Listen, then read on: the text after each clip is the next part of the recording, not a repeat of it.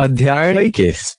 Cladding एक मे के लिए कवच योजना को डिजाइन करने के लिए बहुत सारे कौशल और ज्ञान की आवश्यकता होती है। सीजर ऑगस्टस के कवच को अपना काम करते हुए भी राजसी बनाने में युवा जेसन कोज़लोस्की के काम से वे स्पष्ट रूप से प्रभावित थे। बेशक उन्हें असीमित संसाधनों और मदद का भी आनंद मिला। प्रसंस्करण शक्ति की प्रचुरता के साथ जेसन आसानी से कवच प्लेटों को इस तरह से परत कर सकता था जिससे अंतराल कम से कम हो। वेस के पास किसी भी समस्या को बलपूर्वक हल करने के लिए तैयार प्रोसेसरों से भरा कमरा नहीं था, लेकिन मेक डिजाइनर सिस्टम अपने स्वयं के लाभों के साथ आया था। डिजाइनर ने कई सिमुलेशन की पेशकश की जिसमें दिखाया गया कि कैसे कुछ वर्गों ने लेजर आग या अन्य प्रकार की क्षति पर प्रतिक्रिया दी। इसने क्षति के लिए मशीन की अधिकतम क्षमता का अनुकरण किया। इसमें एक उपकरण भी था जो दिखाता था कि कम से कम प्रयास में मशीन को कैसे निष्क्रिय किया जाए। इन सहायताओं के उपयोग से वेस की काफी मेहनत बच गई। अपने नए प्राप्त मीडियम वेट आर्मर ऑप्टिमाइजेशन आई उप कौशल के साथ उन्होंने एक आर्मरर के रूप में अपना काम शुरू करने के लिए पर्याप्त सक्षम महसूस किया। जेसन के कवच आकृति की नकल करने के बजाय वेस ने इसमें से अधिकांश को हटाने और न्यूनतम से शुरू करने का फैसला किया। केवल जेसन और उसके सहायकों द्वारा जोड़ों को सुरक्षित रखने के सरल तरीकों को ध्यान में रखते हुए उन्होंने पैरों से शुरुआत की। मेक के लिए पैरों ने न केवल गति प्रदान की, उन्होंने यह भी सुनिश्चित किया कि मेक स्थिर रहे। जबकि मेक के इंजनों ने अपनी अधिकांश शक्ति पैरों को सहारा देने में लगा दी, अंगों को अपने कवच के अलावा मेक का पूरा भार भी वहन करना पड़ा। मेक के पैर मेक के ऑपरेशन के लिए बिल्कुल महत्वपूर्ण थे। उनमें से एक को भी अपंग करने से मशीन स्थिर हो सकती है, प्रभावी रूप से उसे मारने के समान परिणाम प्राप्त हो सकते हैं। पैरों की सुरक्षा सर्वोच्च प्राथमिकता थी। सीजर ऑगस्टस ने अपने पैरों पर शानदार कवच का आनंद लिया। नेशनल एरोमोटिव्स को अपना व्यवसाय तब पता चला जब उन्होंने इसका मालिकाना कवच विकसित किया। इसने अच्छे वजन पर उत्कृष्ट सुरक्षा प्रदान की। अब वे इसको किसी तरह अपने मार्क एंटनी के पैरों को सुरक्षित रखना था, जबकि बहुत अधिक कवच जमा नहीं करना था। अत्यधिक भार ने मशीन के लचीलेपन और गति को कम कर दिया। मार्क एंटनी एक भाला है जो बाधाओं को तोड़ देता है। इसे कवच से अधिक गतिशीलता की आवश्यकता है। पैरों को चार्ज की सुविधा देनी होगी। इसे अत्यधिक फुर्तीला होने की आवश्यकता नहीं है। एंटनी उस संबंध में हल्के मेक होने का दिखावा नहीं करते हैं। मार्क एंटनी का कवच थोड़ा मोटा था, विशेषकर इसकी सामने की धुरी पर। हालांकि इसने पैरों को पीछे से अपंग करने वाले प्रहारों के प्रति संवेदनशील बना दिया, लेकिन बेस मॉडल के पैरों को लगभग 75% मार झेलनी पड़ सकती थी। वेस के नए अधिग्रहित एचआरएफ और मूल कवच चढ़ाना के बीच कीमत में भारी अंतर को देखते हुए यह पहले से ही बहुत उदार था। इसके बाद धड़ आया। किसी भी मशीन का मूल, यह अपने सिस्टम के लिए अब तक की सबसे अधिक जगह प्रदान करता है। कॉकपिट, पावर रिएक्टर और इंजन सभी धड़ में रहते थे। इसने इसकी सुरक्षा को अद्वितीय महत्व दिया, विशेष रूप से अंदर पायलट को बचाने के संबंध में। मेक महंगे थे, लेकिन पोटेंशिएट दुर्लभ थे। मनुष्यों की कुल आबादी में से केवल 3.5% के पास ही मशीन चलाने की क्षमता थी, लेकिन उनमें से हर किसी ने सक्रिय रूप से सैन्य कैरियर नहीं बनाया। पर्याप्त क्रेडिट खर्च करके मेक को काफी आसानी से प्राप्त किया जा सकता था, लेकिन पायलटों ने एक सीमित संसाधन का प्रतिनिधित्व किया जो धीरे धीरे भर गया। इस प्रकार अधिकांश देशों ने पायलटों के साथ सोने जैसा व्यवहार किया, लेकिन पायलटों के साथ चांदी जैसा व्यवहार किया। अधिकांश मशीनों की कवच योजनाओं ने इस मांग को प्रतिबिंबित किया, जिससे यह उनके कवच का सबसे मोटा हिस्सा बन गया। मार्क एंटनी के अदम्य इरादे को ध्यान में रखते हुए वे इस धड़ पर काम करते समय साहसी हो गए।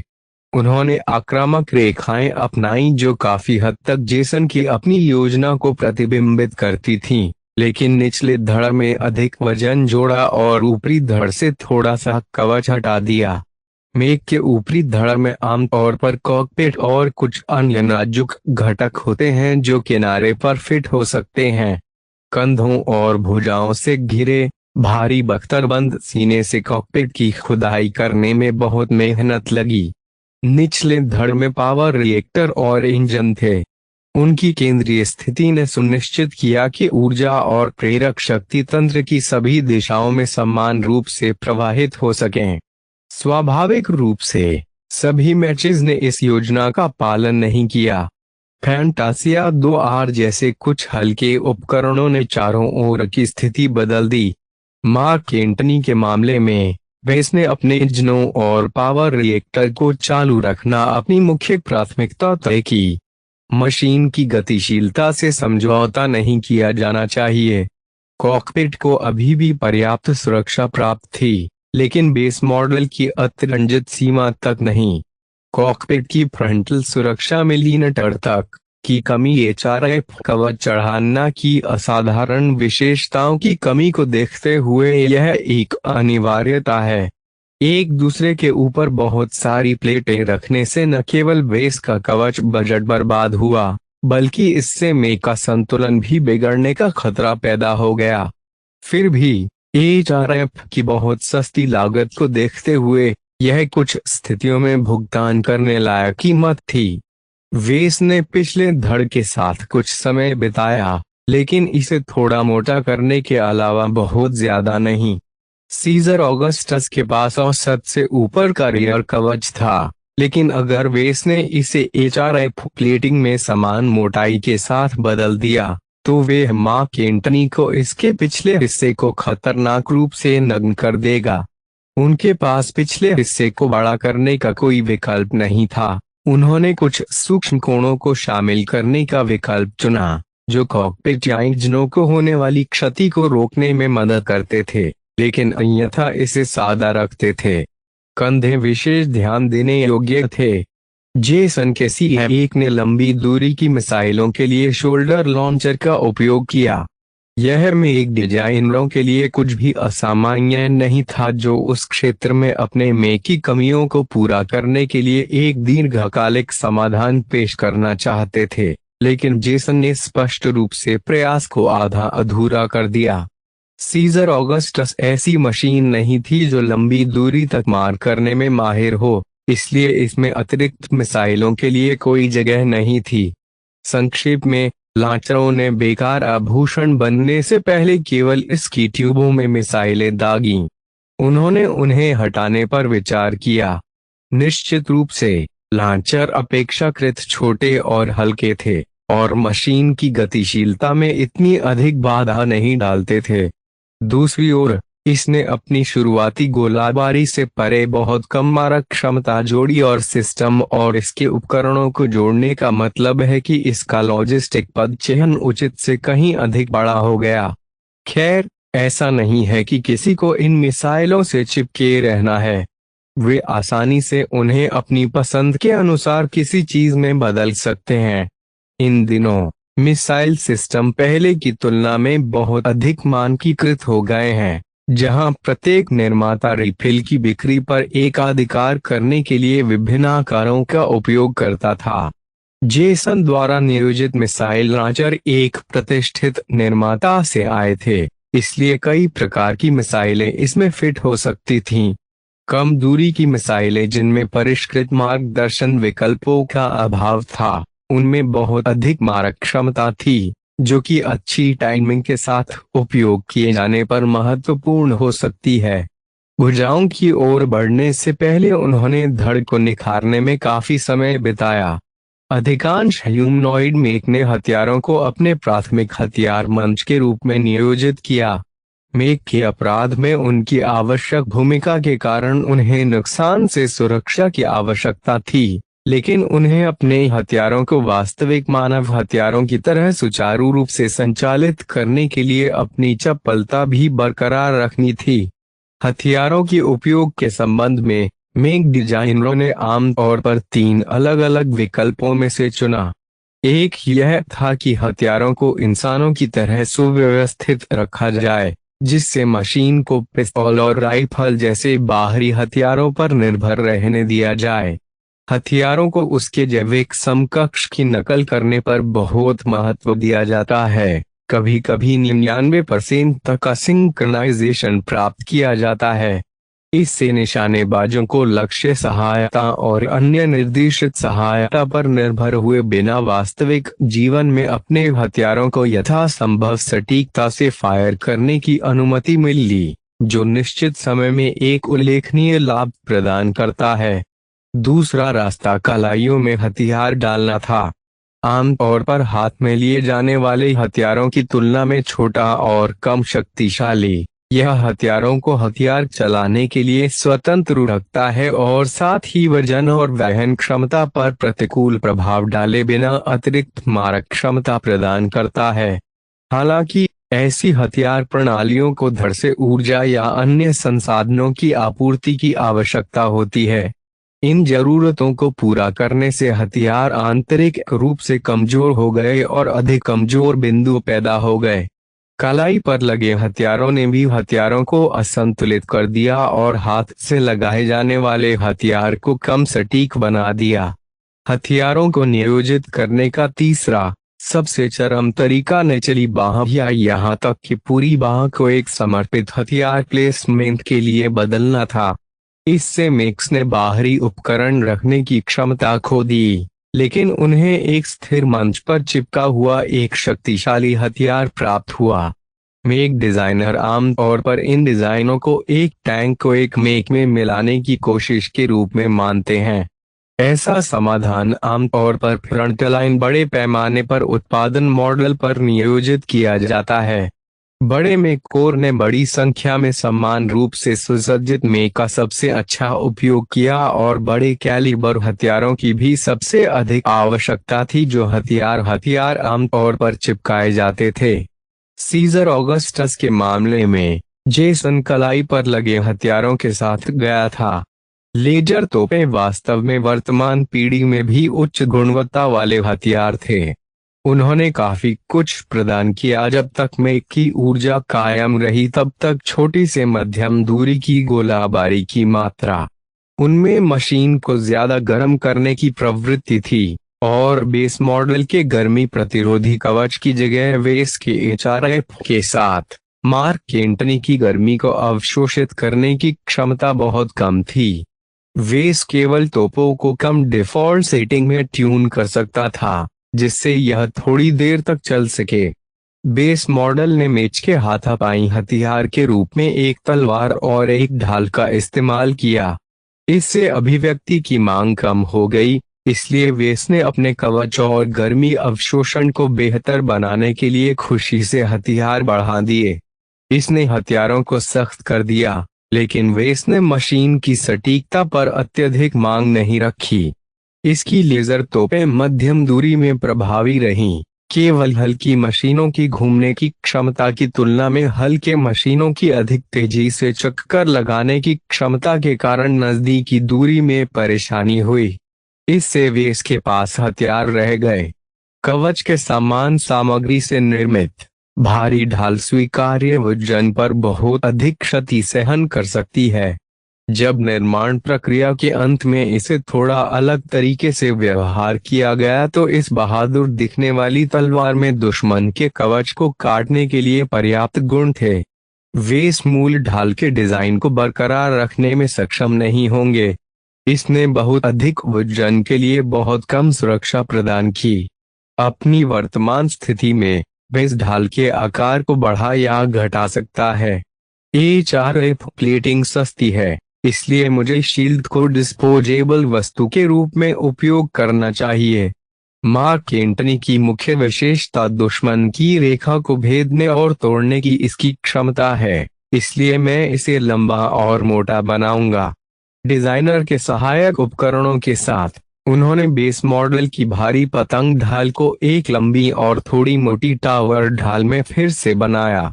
ऐतिहासिक प्राचीन रोम के उपकरणों से प्रेरणा लेते हुए बेस प्रतिष्ठित घुमावदार आयताकार ढालों का अनुकरण कर रहा है। जब इसे सशस्त्र स्थिति में रखा जाता है तो मेक घुटनों से लेकर सिर के निचले आधे हिस्से तक इसकी रक्षा करते हुए मेक की लगभग पूरी लंबाई को कवर कर सकता है। विशिष्ट लंबाई ने ढाल के निचले किनारे को इलाके से टकराने से रोक दिया और ऊपरी किनारे से मेक की आंखों को भी बिना किसी बाधा के छोड़ दिया।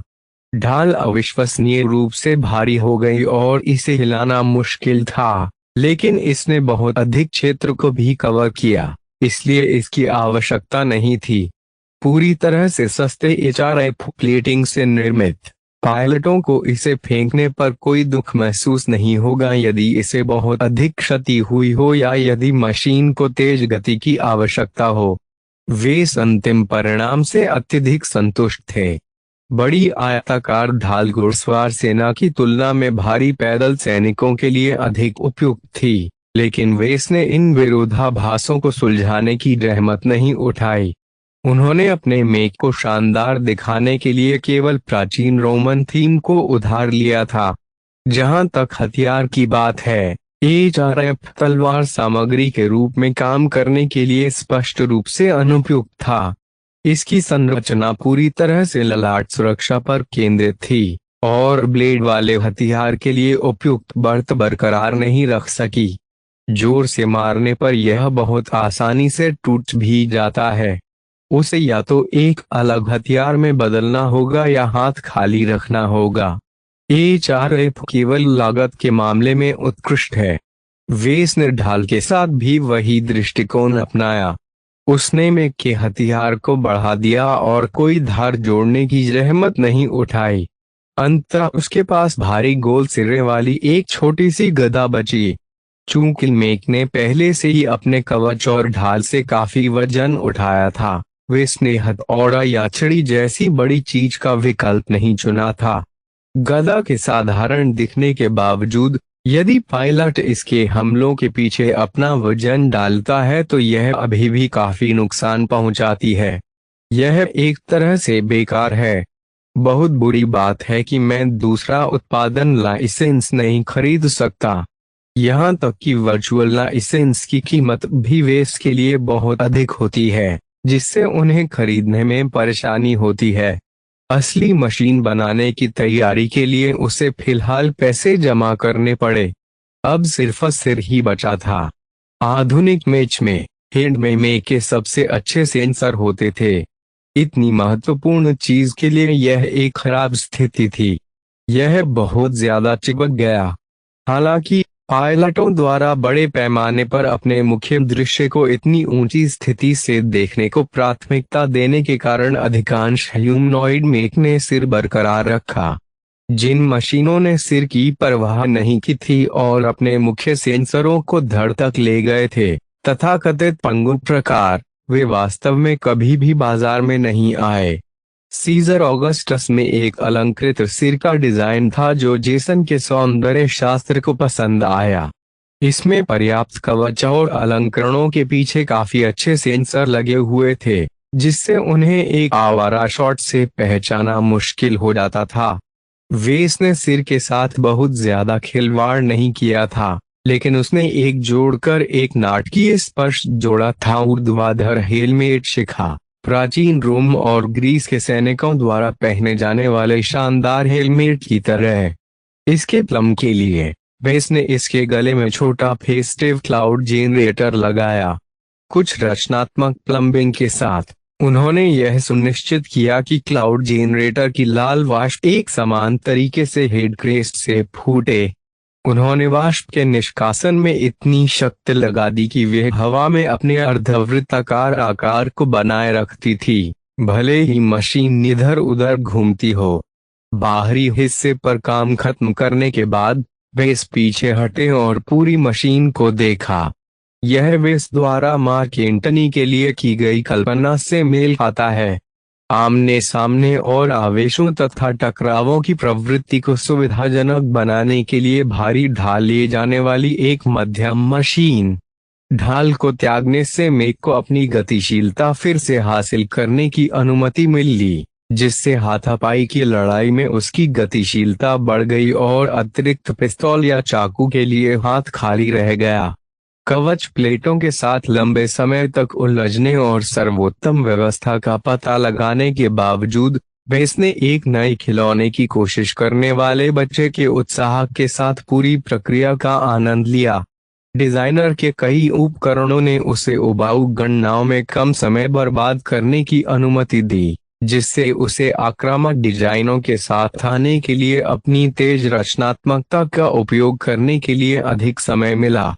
उनके काम की परिणति एक ऐसे तरीके से हुई जिसमें वेस की आक्रामकता, गति, विस्फोट शक्ति और थोड़ी सी तेज तरारता का इरादा शामिल था।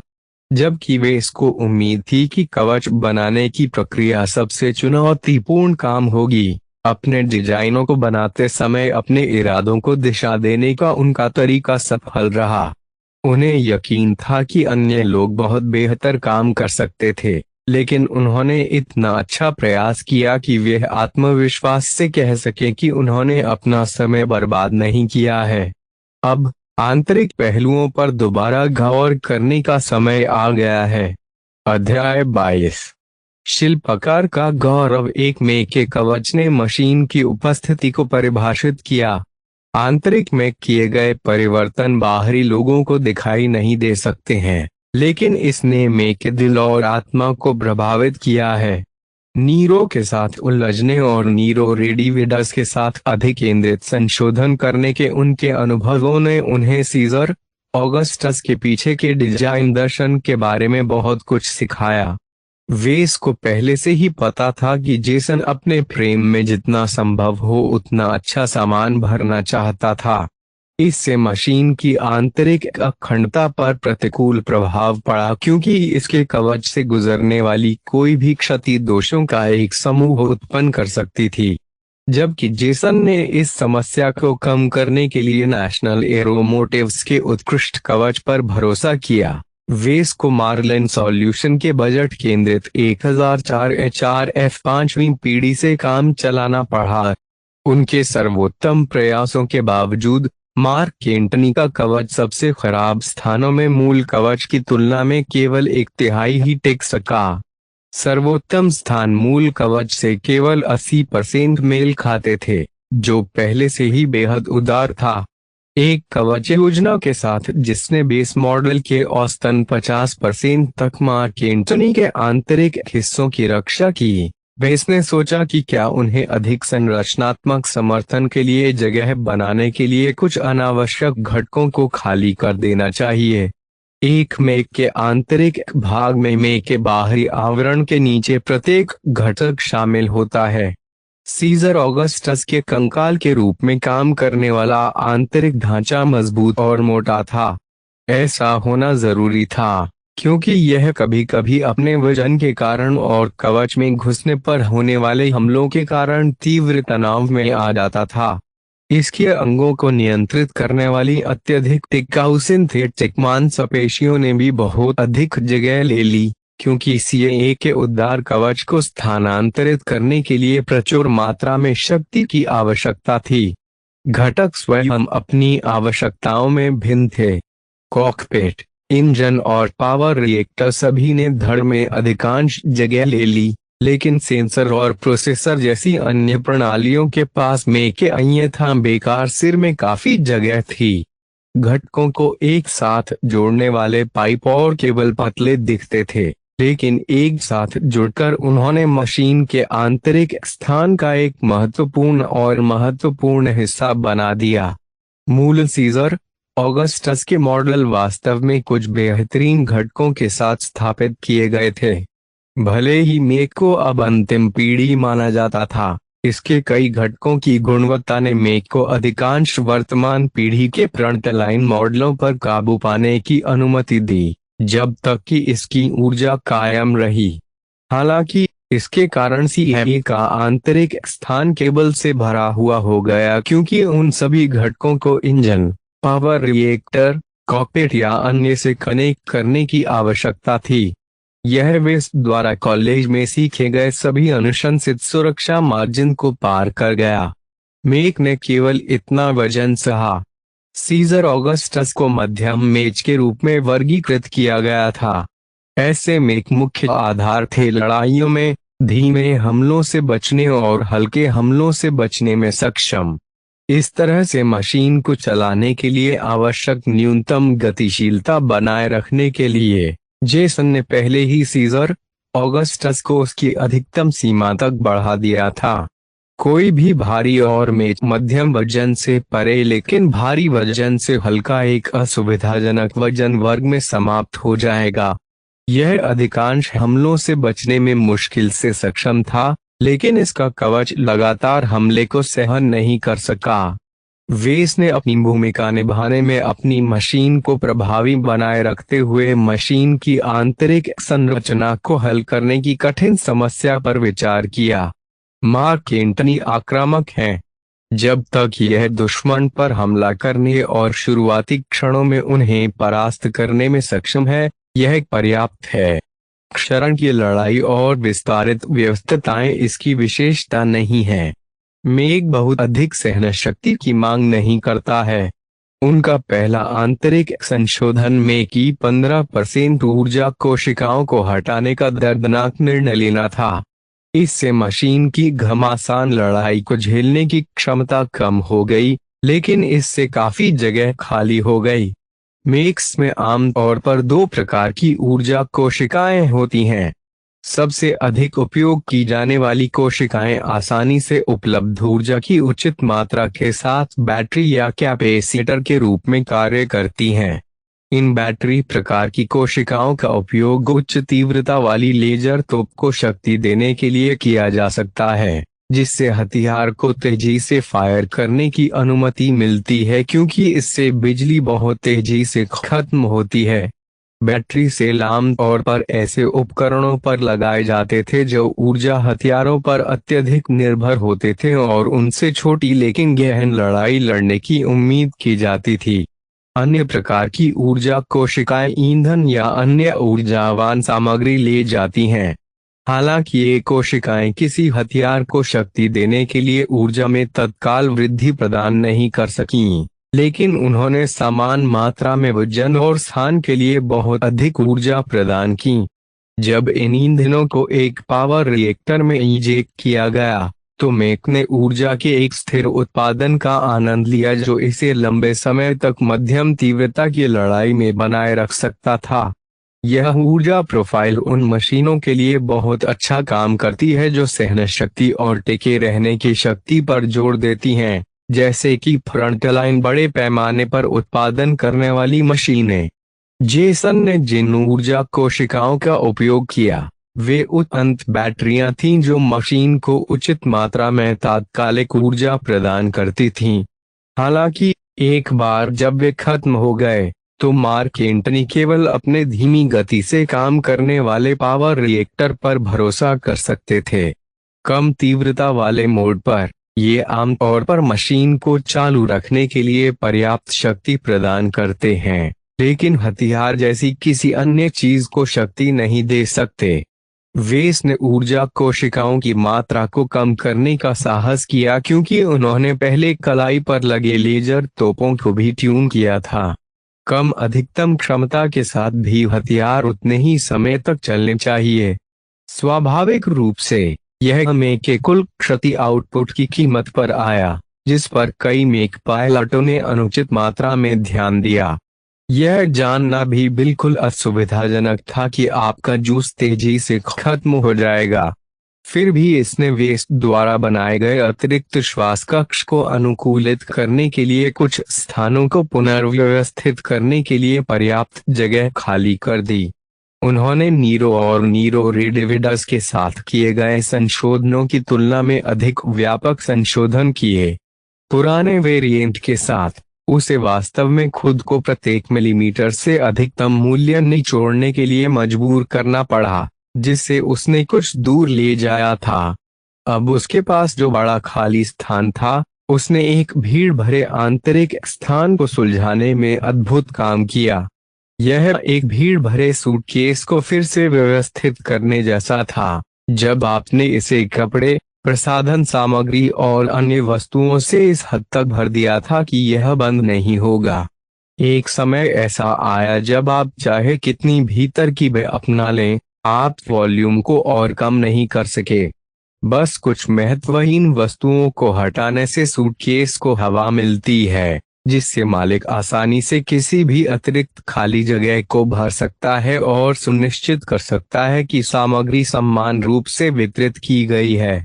वेस ने अपने डिजाइन को उसी तरह से व्यवहार किया। ऊर्जा कोशिकाओं ने बहुत अधिक जगह नहीं ली, लेकिन उनमें से एक हिस्से को हटाने से मशीन की आंतरिक मात्रा का 5% हिस्सा खाली हो गया।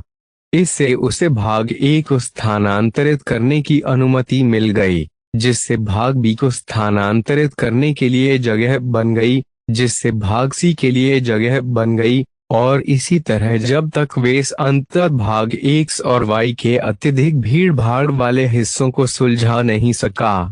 बेस मॉडल के आंतरिक हिस्सों को पुनर्व्यवस्थित करने में कई दिनों तक लगातार काम करना पड़ा। उनके द्वारा किए गए संशोधनों से कमजोर बिंदुओं की मात्रा कम से कम आधी हो गई। आंतरिक संरचना क्षति को झेलने की क्षमता में काफी सुधार हुआ था। उसकी मशीन को ज़ोंबी कहने की हद तक नहीं, बल्कि मैकेंटनी के निम्न स्तर की भरपाई करने के लिए पर्याप्त है। कवच वेस ने इंजन और पावर रिएक्टर से संबंधित सबसे महत्वपूर्ण घटकों को प्राथमिकता देना सुनिश्चित किया। सबसे बढ़कर मशीन को चलते रहना था। मैकेंटनी का काम पूरा होने के करीब था। वेस ने इसके अंदरूनी हिस्सों को अंतिम रूप दे दिया था और परिवर्तनों को समायोजित करने के लिए कवच की कुछ रूपरेखाओं को फिर से समायोजित किया था। वेस में प्रत्याशा की एक धुंधली और बमुश्किल मौजूद भावना पैदा हुई।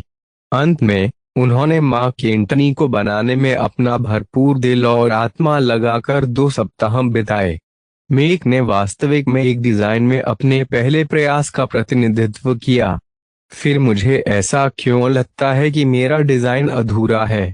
वेस को आश्चर्य हुआ जब उसने डिजाइनर में मेक की छवि को जूम आउट किया। उन्हें असंगति की भावना महसूस हुई जिसने उन्हें अपने डिजाइन को अंतिम रूप देने से रोक दिया। मेरे मेक में कुछ कमी है। यह वह अंतर्ज्ञान था जिसे वेस ने हाल ही में हासिल किया था जब उसने इरादे के आधार पर इसे तैयार किया था। इसने उनके कार्यों और निर्णयों का मार्गदर्शन किया, न कि उन्हें सबसे कुशल मार्ग चुनने के लिए प्रेरित किया, बल्कि हमेशा वही मार्ग चुना जो उपयुक्त हो। जब वेस ने मेक की शिखा और संकीर्ण भट्ठा से बाहर तैरते लाल पंखों का अध्ययन किया, तो उसे अंततः इसका एहसास हुआ। यह रंग रोगन का काम है। सीजर ऑगस्टस मुख्यतः सफेद रंग में आया था। राजसी आकृतियों की प्राचीन संगमरमर की मूर्तियों की प्रतिध्वनि करने के लिए जेसन ने इस रंग को चुना। मैकेंटनी के पास एक शासक की राजसी हवा का अभाव था। इसके बजाय वेस ने इसे एक आक्रामक मोहरा की छवि में ढाला। शानदार सफेद उपस्थिति जगह से हटकर महसूस हुई। सौभाग्य से मानक पेंट की कीमत केवल कुछ हजार क्रेडिट होती है। वेस बुदबुदाया और डिजाइनर के पेंटिंग समारोह में काम करने चला गया। उन्होंने मेक को काले रंग में रंगना चुना और इसके साथ लाल और कांसे लहजे लगाए। यह सीजर ऑगस्टस के साथ अच्छी तरह से विपरीत था और उसने अपने स्वयं के डिजाइन को एक डराने वाला रक्तपिपासु रूप दिया। उन्होंने ढाल को भी लाल रंग से रंगा और ऐतिहासिक मैकेंटनी की मातृभूमि को श्रद्धांजलि देने के लिए इसमें कुछ पीले शैली वाले ईगल पंख और बिजली के बोल्ट भी जोड़े। वेस पीछे हट गया और उसने अपनी मशीन को पूरी तरह से देखा। गहरे रंग, आक्रामक आकृति, लाल वाष्प हेलमेट क्रेस्ट, यह सब युद्ध के लिए डिजाइन किए गए एक मेक में एक साथ मिल गए। इससे पुरुषत्व झलकता था। जहां सीजर ऑगस्टस की शानदार उपस्थिति ने युद्ध में अपने अधीनस्थों को एकजुट करने के लिए उपयुक्त बना दिया, वहीं मार्क एंटनी ने इसके बजाय दुश्मन पर दबाव डालना पसंद किया। अब नए डिजाइन को पूरा करने और सिस्टम को उसके काम पर आलोचनात्मक नजर डालने का समय आ गया है। मैं तैयार हूं। आइए इसे सुने। सिस्टम, अपना सर्वश्रेष्ठ शॉट दीजिए। डिजाइन मूल्यांकन। CAXE mark Antony. भिन्न नाम। CAXE मार्क एंटनी आधार मॉडल। सीजर ऑगस्टस है एक मूल निर्माता। नेशनल एरोमोटिव्स वजन वर्गीकरण। मध्यम भारी अनुशंसित भूमिका। शॉक ट्रूपर कवच। C वहन क्षमता। D सौंदर्य शास्त्र। A Dheeraj. D ऊर्जा दक्षता। C लचीलापन। E मारक क्षमता। B अखंडता। C गतिशीलता। D खोलना। C x factor. C divisions 35% प्रदर्शन में सुधार 35% लागत क्षमता प्लस 60% कुल मिलाकर मूल्यांकन। सीजर ऑगस्टस का एक स्वीकार्य संस्करण। हालांकि बेस मॉडल की तुलना में इसके कवच में बहुत कमी है, फिर भी इसने मूल मॉडल की तुलना में सराहनीय मात्रा में लागत बचत हासिल की है। आपको महत्वपूर्ण लागत बचत के साथ पिछली पीढ़ी के मेक के मूल डिजाइन संस्करण को पूरा करने के लिए 200 डिजाइन पॉइंट प्राप्त हुए हैं। आपको एक एक्स फैक्टर की मध्यम उपस्थिति के साथ एक मेक डिजाइन करने के लिए 500 डिजाइन पॉइंट प्राप्त हुए हैं। पिछली बार जब उन्हें डिजाइन मूल्यांकन प्राप्त हुआ था तब से सिस्टम ने एक नया पैरामीटर जोड़ा है। वेस के पहले वास्तविक संस्करण की लागत कम करना उनके लिए सर्वोच्च प्राथमिकता थी, और सिस्टम के लिए उनके इरादों को स्वीकार करना और यह तय करने के लिए समय लेना अच्छा था कि क्या वे सफल हुए। यह मानते हुए कि उन्होंने मशीन को 60% सस्ता बना दिया, जबकि केवल 35% प्रदर्शन में कमी आई, उन्होंने अपना लक्ष्य पूरा कर लिया। वेस को लगा कि उसने उस चीज का स्वाद चख लिया है जिसे सच्चे मेक डिजाइनर गर्व कहते हैं। यहाँ तक आने के लिए उन्होंने अपनी वर्कशॉप और अपने पिता की विरासत को दांव पर लगा दिया। उन्होंने करियर के अन्य सभी अवसरों को अस्वीकार कर दिया और अपना खुद का व्यवसाय चलाने पर जोर दिया। यह मेरे अब तक के हर बलिदान के लायक है। उन्होंने मार्क एंटनी के डिजाइन का हर कोण से निरीक्षण करते हुए कहा।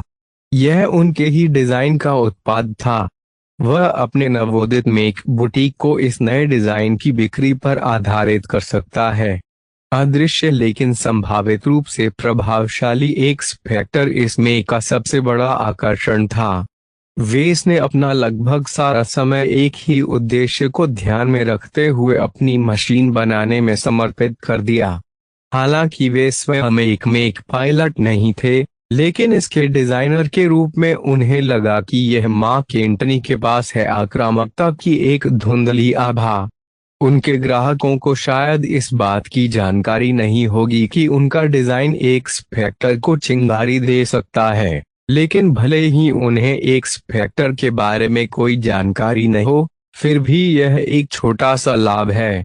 उन्हें यकीन था कि मार्क एंटनी अपने ग्राहकों को खुश कर सकते हैं।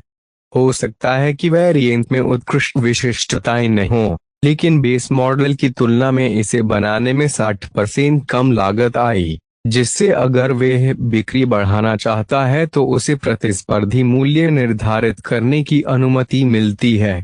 स्वाभाविक रूप से उसे अपने द्वारा बनाई और बेची गई प्रत्येक मशीन के लिए कर और लाइसेंस शुल्क का भुगतान करना होगा। फिर भी बचा हुआ टुकड़ा भी उसके व्यवसाय में दोबारा निवेश करने के लिए पर्याप्त था, जिससे उसे अपनी मशीनों को अपग्रेड करने और अधिक मशीनों और घटकों को लाइसेंस देने की अनुमति मिली। इससे भी बेहतर, उसे ढेर सारी डीपी अर्जित करने के अधिक अवसर प्राप्त होंगे। बहुत गर्म 700 डिजाइन पॉइंट। यह एक सप्ताह में मेरी कमाई से 2 गुने से भी अधिक है, और उसकी मौजूदा बिक्री भी कम होती गई।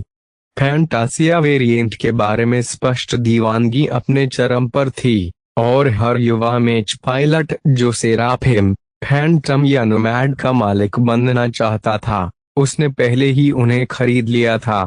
इससे यह धारणा पुष्ट हुई कि वेस को हमेशा आगे बढ़ते रहना है। एक सफल मशीनी संस्करण को डिजाइन करने के बाद वह अपनी उपलब्धियों को आराम नहीं दे सके। इसके अलावा मैं 100 प्रागैतिहासिक मेज की तुलना में आज भी उपयोग में आने वाली मेज को डिजाइन करके ढेर सारा डीपी कमा सकता हूँ। यह समझ में आया जबकि प्रौद्योगिकी उन्नत और अधिक जटिल हो गई थी, लागत बढ़ गई थी। 400 साल पुराने सितारा मेज ने वेस द्वारा कॉलेज में सीखे गए ज्ञान का प्रयोग किया, लेकिन उन्होंने वास्तव में कोई सफलता हासिल नहीं की। इसके विपरीत वेस ने मेक डिजाइन के बारे में बहुत कुछ सीखा जब उन्होंने उस पर काम किया जिसे आयरन स्पिरिट न स्टार मेक मानता था। पहले से ही बचाए गए अंकों के साथ वेस के पास सिर्फ 1000 से अधिक डीपी थे। इसने एक अप्रत्याशित लाभ का प्रतिनिधित्व किया और सिस्टम स्टोर में कई उपहार खोले। लॉटरी टिकट, विशेष कैंडीज। मैं अपने वर्कशॉप के लिए एक बिल्कुल नया 3D प्रिंटर भी खरीद सकता हूँ। वेस ने अपनी लार पीते हुए मन ही मन बुदबुदाया। यहाँ एक टाइम कैप्सूल भी है जो मुझे समय को 2 गुना धीमा करने की अनुमति देता है। यह कितना पागलपन है। सिस्टम इतना शक्तिशाली है कि यह स्पेस टाइम को भी प्रभावित कर सकता है। शायद सिस्टम यह दावा करते समय धोखा नहीं दे रहा था कि वह तब तक सर्वशक्तिमान है जब तक उसके पास पर्याप्त डीपी है। उसने उसके सिर को हिलाकर रख दिया। इन काल्पनिक विचारों का सपना देखना बंद करना होगा। मैंने पहले ही अपने आगामी डीपी खर्च का बजट बना लिया है। अनिच्छुक और दर्दनाक भाव के साथ वेस ने स्किल ट्री से असेंबली स्किल अपग्रेड खरीदा। उसके दिमाग में ऊर्जा का एक झोंका फूट पड़ा क्योंकि ज्ञान का एक विस्फोट उसके मस्तिष्क पर दबाव डालने लगा। वह दर्द से चिल्लाया क्योंकि उसे लगा कि जो जानकारी उसने एक बार पढ़ी थी लेकिन वास्तव में कभी समझ नहीं पाई वह दिन के रूप में स्पष्ट हो गई।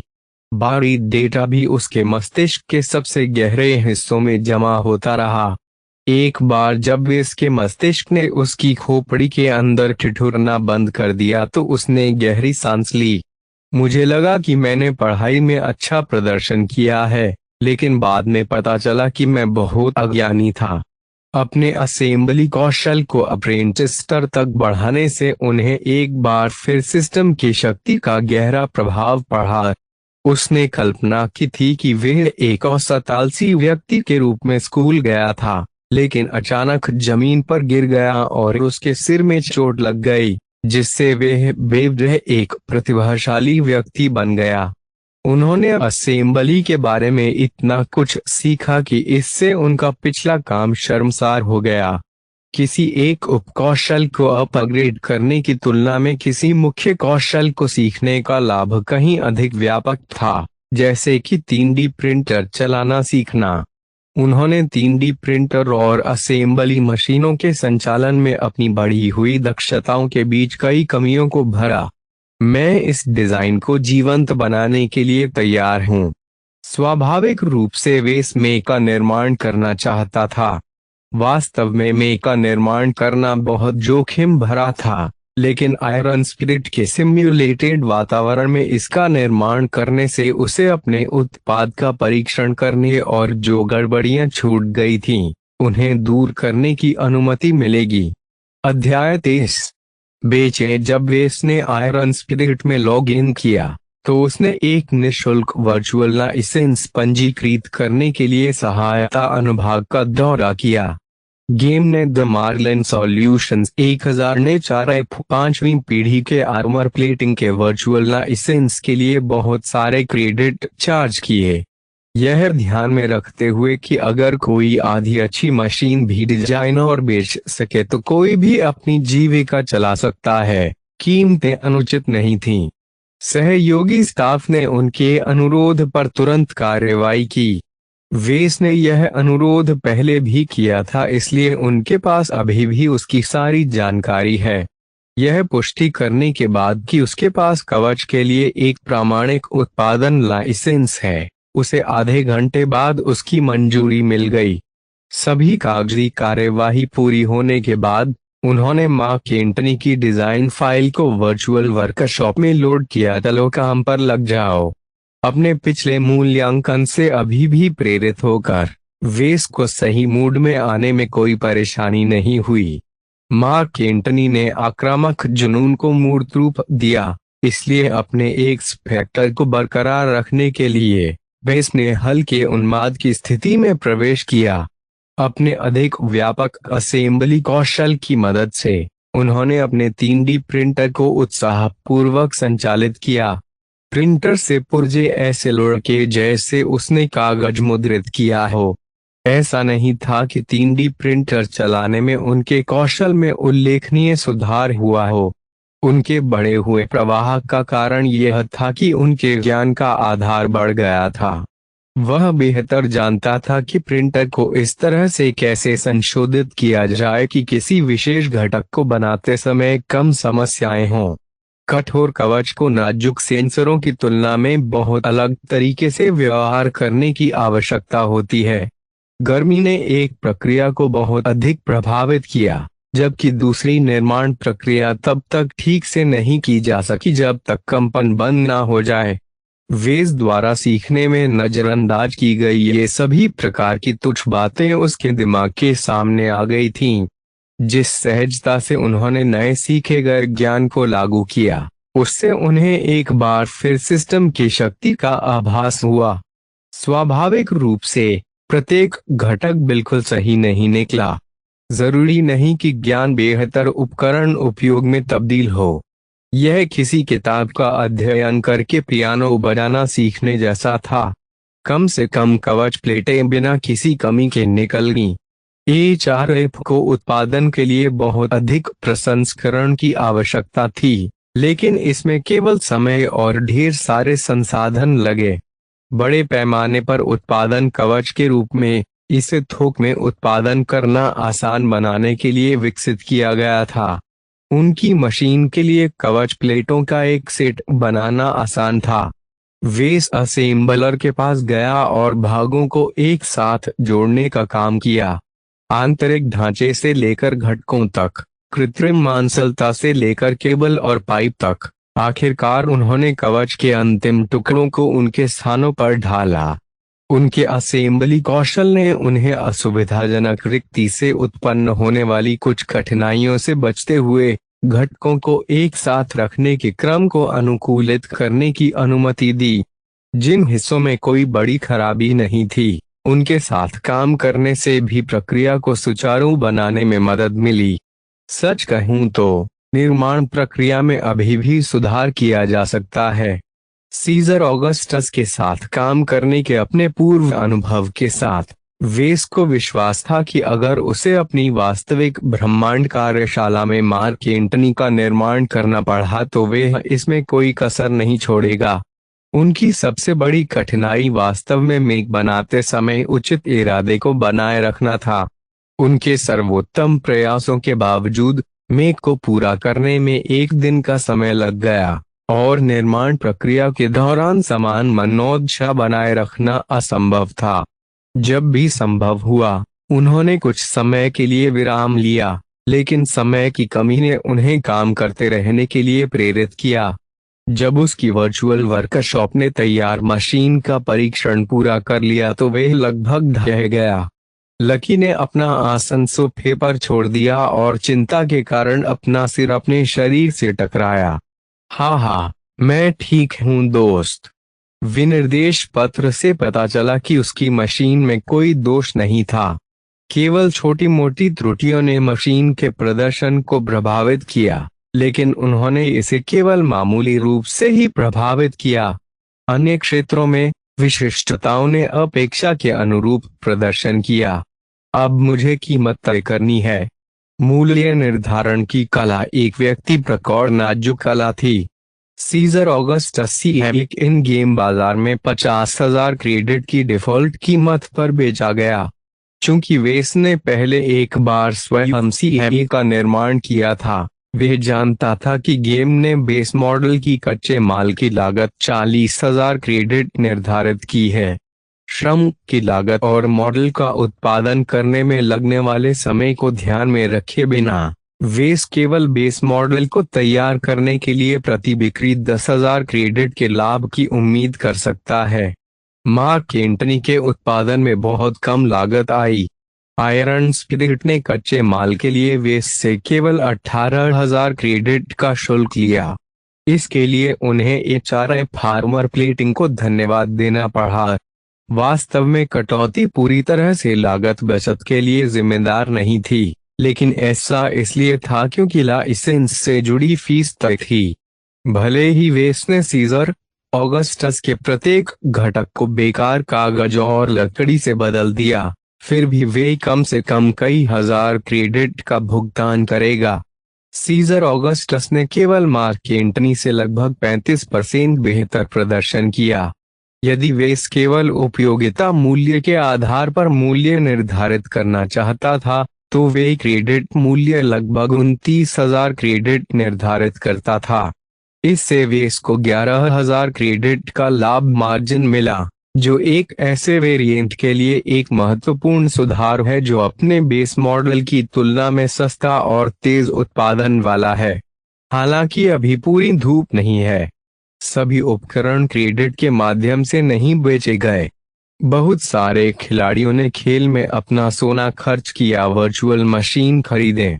सोने और क्रेडिट के बीच विनिमय दर कभी भी तय नहीं की गई थी, क्योंकि कुछ विशेषाधिकार वाले खिलाड़ी क्रेडिट के लिए सोना खरीद सकते थे, लेकिन इसके विपरीत नहीं। बीएसबीएच कॉरपोरेशन अपने खेल पर कोई पैसा नहीं खोना चाहता था। इसका मतलब यह भी था कि वेस जैसे मेक डिजाइनर कोई वास्तविक क्रेडिट अर्जित नहीं कर सकते थे जब खिलाड़ियों ने सोने के साथ उनका एक डिजाइन खरीदा था। भाड़ में जाओ लालची कमीनों। प्रत्येक वर्ष वे जो बड़ी मात्रा में राजस्व अर्जित कर रहे हैं, उसके साथ वे अपनी कमाई का 0.01% उन डिजाइनरों को पारिश्रमिक देने के लिए बचा सकते हैं जो अपनी आभासी कार्यशालाओं में कड़ी मेहनत करते हैं। वेस यदि चाहता तो सोने की कीमतों को निष्क्रिय करने में सक्षम था। वास्तव में बहुत से विशिष्ट डिजाइनरों ने ऐसा किया। इन प्रसिद्ध डिजाइनरों ने बेहतरीन कलाकृतियां तैयार की जो खूब बिकीं, भले ही खिलाड़ियों को अपने काम के लिए वास्तविक श्रेय देना पड़ा। वेस के पास अपने उत्पादों को वास्तविक पैसे से बेचने के लिए भरोसा करने के लिए कोई प्रसिद्धि या प्रतिष्ठा नहीं थी, इसलिए उन्होंने सोने की कीमतों को अकेला छोड़ दिया। यंग टाइगर्स प्रदर्शनी शुरू होने में 2 सप्ताह शेष हैं। मेरे पास अपनी मशीन का विज्ञापन करने का समय नहीं है। बिक्री जारी रखने के लिए मैं उचित मूल्य निर्धारित करूंगा। CAXC मार्क एंटनी स्तर 5 सितारा base model. Caesar Augustus CME खरीद मूल्य 4,25,000 सोना 50% प्रीमियम कीमत 25,000 उज्ज्वल क्रेडिट खेल में 4,25,000 सोने की कीमत। इस तरह के प्रदर्शन के साथ एक मशीन के लिए एक चोरी थी। हालांकि भले ही हस्तनिर्मित संस्करण बिक गया, स्वचालित बड़े पैमाने पर उत्पादन मॉडल अभी भी 8,50,000 सोने की सीमा के भीतर बने रहे। यह दुर्भाग्यपूर्ण था कि वेस को बिल्कुल यकीन नहीं था कि अगर गेम ने उत्पादन पर कब्जा कर लिया तो एक्स फैक्टर अभी भी काम करेगा या नहीं। यह डिजाइनर, मेक और पायलट की त्रिमूर्ति के बीच एक कमजोर कड़ी पेश करेगा। मेज को पंप करने के प्रभारी एक ठंडी मशीन का इरादा और कुछ नहीं उन भावनाओं को प्रदूषित करेगा जो मैंने डिजाइन में निवेश की हैं। शायद सिस्टम द्वारा दी गई कैश की डिजाइन की प्रभावशाली एक्स फैक्टर रेटिंग को D या E रेटिंग में गिरा दिया जा सकता है। यह संभवतः अब और नहीं गिरेगा। मेरा इरादा इसकी रूपरेखा में इतनी दृढ़ता से अंतर्निहित है कि इसमें से कुछ संभवतः चिपक जाएंगे, भले ही सबसे निर्दयी रोबोट ने मेरे डिजाइन पर काम किया हो। और जो उसने समझा, उसके अनुसार खेल में इतनी कठिन प्रक्रिया का अनुकरण करना मूर्खतापूर्ण होगा। आयरन स्पिरिट ने केवल मेक डिजाइनर के हस्तनिर्मित डिजाइन की नकल की, विशिष्टताओं को थोड़ा कम किया और अपने प्रयासों के लिए सोने की 2 गुनी कीमत लगा दी। ऐसे मामले में एक स्पेक्टर को बड़ी मात्रा में अपनी क्षमता बरकरार रखनी चाहिए। कम से कम मुझे ऐसी आशा है। जहां तक मुझे पता है एक स्पेक्टर को मापा नहीं जा सकता है, और मैं अभी भी पूरी तरह से निश्चित नहीं हूं कि यह खुद को वर्चुअल गेम में व्यक्त कर सकता है। वेस ने इसे बाद में देखने की योजना बनाई जब उसका मॉडल बिक गया।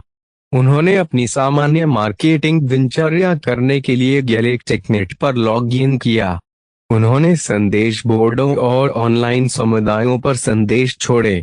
उम्मीद है कि मेक को पहली बिक्री करने के लिए किसी से पर्याप्त एक्सपोजर प्राप्त हुआ। अब मैं बस उस मोर्चे पर इंतजार कर सकता हूँ।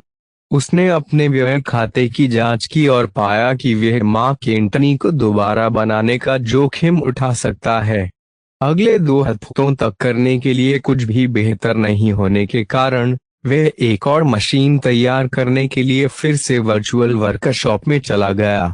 मुझे सभी अभ्यास की आवश्यकता होगी जो मैं प्राप्त कर सकता हूँ। मैं जितने अधिक मॉडल बनाऊंगा उतना ही बेहतर मैं मार्क एंटनी का वास्तविक संस्करण बना पाऊंगा। आभासी दुनिया में गड़बड़ करने से केवल कुछ 100 क्रेडिट की क्षति हुई। यदि गलती महंगी पड़ी तो वास्तविक दुनिया में गड़बड़ करने का मतलब लाखों क्रेडिट को बटे खाते में डालना हो सकता है। वह निर्माण प्रक्रिया के अधिक चुनौतीपूर्ण हिस्सों में फंसने का जोखिम नहीं उठा सकता था। इस बीच क्लाउडी कर्टेन से कई प्रकाश वर्ष दूर आर्क लार्किंसन अपनी मेज पर बैठे दिन के लिए कागजी कार्यवाही कर रहे थे। कॉल आते ही उनकी कोम यूनिट खेल उठी। हे अंकल आर्क, मेलिंडा। अब जब वे अपने पसंदीदा चचेरे भाइयों में से एक से बात कर रहा था तो वह आदमी मुस्कुराया और अपनी कठोर अभिव्यक्ति जारी की। चूंकि आप मुझे तब कॉल कर रहे हैं जब मैं अभी भी ड्यूटी पर हूं, मुझे संदेह है कि आपके पास कुछ ऐसा है जो इंतजार नहीं कर सकता। राइटो, आप वेस के बारे में सही जानते हैं। हाल ही में उन्हें भगवान न जाने कहां से उत्पादन लाइसेंस की एक जोड़ी प्राप्त हुई है। उल्लेख पर संदूक भौहें से कोड़ने लगा। तथाकथित फ्यूचर सन्स टेक्नोलॉजी इंस्टीट्यूशन उन लोगों द्वारा चलाया जाता था जिनके बारे में उन्होंने कभी नहीं सुना था। उन्हें खाली शेल कंपनियों से दान प्राप्त हुआ था और इसके किसी भी अनुदान के लिए आवेदन करने का कोई साधन नहीं दिया गया था। जहां तक लार्किंसन को पता चला था, ये FSTI तीसरे पक्ष के प्रभाव के लिए एक आड़ थी। सवाल यह था कि कौन वेसियन, द न्यूरूबर्थन्स, टेरेंस। आर्क ने उन विकल्पों को अपने दिमाग से खारिज कर दिया। वेस था हेरफेर करने की रहमत उठाने के लिए बहुत महत्वहीन है। हम अभी भी इस संगठन पर विचार कर रहे हैं। नए रूबर्थन अपने बही खाते में उल्लेखनीय रूप से अपारदर्शी हो सकते हैं। वे एक दूसरे के खिलाफ इतनी सारी साजिशें रच रहे हैं कि उन्होंने संदिग्ध लेखांकन को उच्चतम स्तर पर पहुंचा दिया है। मेलिंडा मुस्कुराई, वास्तव में इस बात से चिंतित नहीं थी कि वे इसके साथ क्या हो रहा था।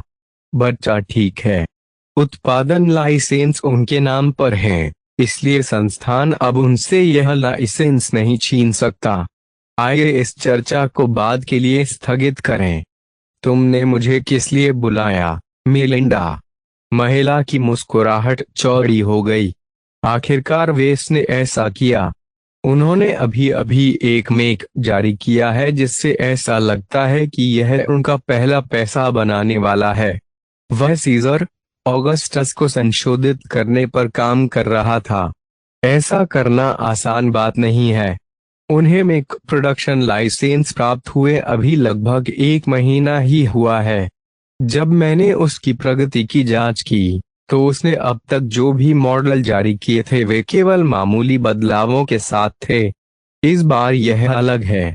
उन्होंने HRF कवच को सफलतापूर्वक शामिल कर लिया है। वह है हमारी अपेक्षा से अधिक तेज, आर्क ने उत्तर दिया। उसकी भौहें तनगी। डिपो में जिन तकनीशियनों से मैंने सलाह ली, उन्होंने मुझे बताया कि मशीन के कवच को पूरी तरह से बदलना आसान नहीं है। हालांकि उनके पास मेक डिजाइन की बारीकियों को समझने के लिए तकनीकी पृष्ठभूमि का अभाव था। एक अनुभवी मेक कमांडर के रूप में वे अभी भी एक या दो चीजें जानते थे। यदि एक मेक के कवच को एक अलग संरचना के साथ बदलना इतना आसान होता तो बाजार पुनः बख्तरबंद मेक से भर जाता। हकीकत में कोई भी अनुभवी मेक डिजाइनर भी ऐसा कर सकता है, लेकिन वे किसी और के डिजाइन को अनुकूलित करने के साथ खिलवाड़ करने से कतराते हैं। लाइसेंस शुल्क का भुगतान करके भारी मात्रा में राजस्व खोने से बचने के लिए वे अपनी स्वयं की परियोजनाओं पर काम करना पसंद करेंगे।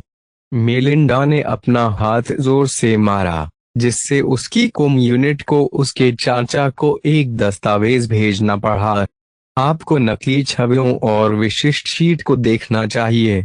वेस्ट जैसे नए डिजाइनर के लिए यह एक असाधारण काम है। मेरा अब तक उनका आदर है। आर्क ने सिर हिलाया और उसकी नजर लेजर फोकस के साथ विशिष्टताओं पर पड़ी। रिंकोल के साथ जो हुआ वह शर्म की बात है, लेकिन अचानक मिली जिम्मेदारी ने लड़के का बहुत भला किया है। बूहू, मेरी छोटी वेसी अब बड़ी हो गई है। वह अब बड़ी बहन मेलिंडा के साथ लिपटना नहीं चाहता। मेलिंडा नकली आंसुओं के साथ रोई। फिर वह मुस्कुराने लगी। वैसे भी मैं यहाँ परिवार से कुछ श्रेय उधार लेने आया हूँ। मैंने अपना सारा वेतन कुछ नई खुदाई पर खर्च कर दिया, इसलिए मैं अपने छोटे चचेरे भाई की मशीन को घुमाने के लिए नहीं ले जा सकता। और आप जानते हैं कि मैं अक्सर आयरन स्पिरिट नहीं खेलता, इसलिए मेरे पास पर्याप्त सोना भी नहीं है। आपको उस संबंध में चिंता करने की आवश्यकता नहीं है। आपके चाचा कांटोर ने खेल में लड़के द्वारा जारी की गई हर एक मशीन खरीदी और हमें अपने छापों के बारे में बताया। खैर, यह वेस के अभ्यास डिजाइनों में से एक नहीं है। यह वास्तविक सौदा है, एक ऐसी चीज जिसे वेस वास्तविक ब्रह्मांड में बेचने की योजना बना रहा है। मेलिंडा ने अपनी मुट्ठियां एक साथ पटक दी। मुझे लगता है कि एक परिवार के रूप में हम उसकी बिक्री को आगे बढ़ाने के लिए उसके आभारी हैं। आपके दादाजी इस बारे में बिल्कुल स्पष्ट थे, मेलिंडा। हम परीक्षण प्रयोजनों के लिए केवल एक मशीन खरीदेंगे, इससे अधिक नहीं। तो फिर कम से कम मुझे खेलने का श्रेय दें। हम नई मशीन का परीक्षण करें। मैं कांटोर अंकल की तरह ही काम कर सकता हूँ। वह खुश नहीं होगा। फिर वह अपने पैसे से मैं खरीद सकता है। दोनों लार्किंसंस ने कॉम पर एक दूसरे को देखा। इसके सिग्नल तुरंत स्टार सिस्टम में भेजे गए। अच्छा, आपके पास अपना क्रेडिट होगा। मैं वेस के काम की पेशेवर समीक्षा की उम्मीद करता हूँ। चीजों को उसके रास्ते में तिरछा करने की कोशिश न करें। जरूर, जरूर, मुझे पता है कि अपना काम कैसे करना है। आर्क ने अपने हाथ सरकाए, जिससे एक छोटा सा मेनू खुल गया।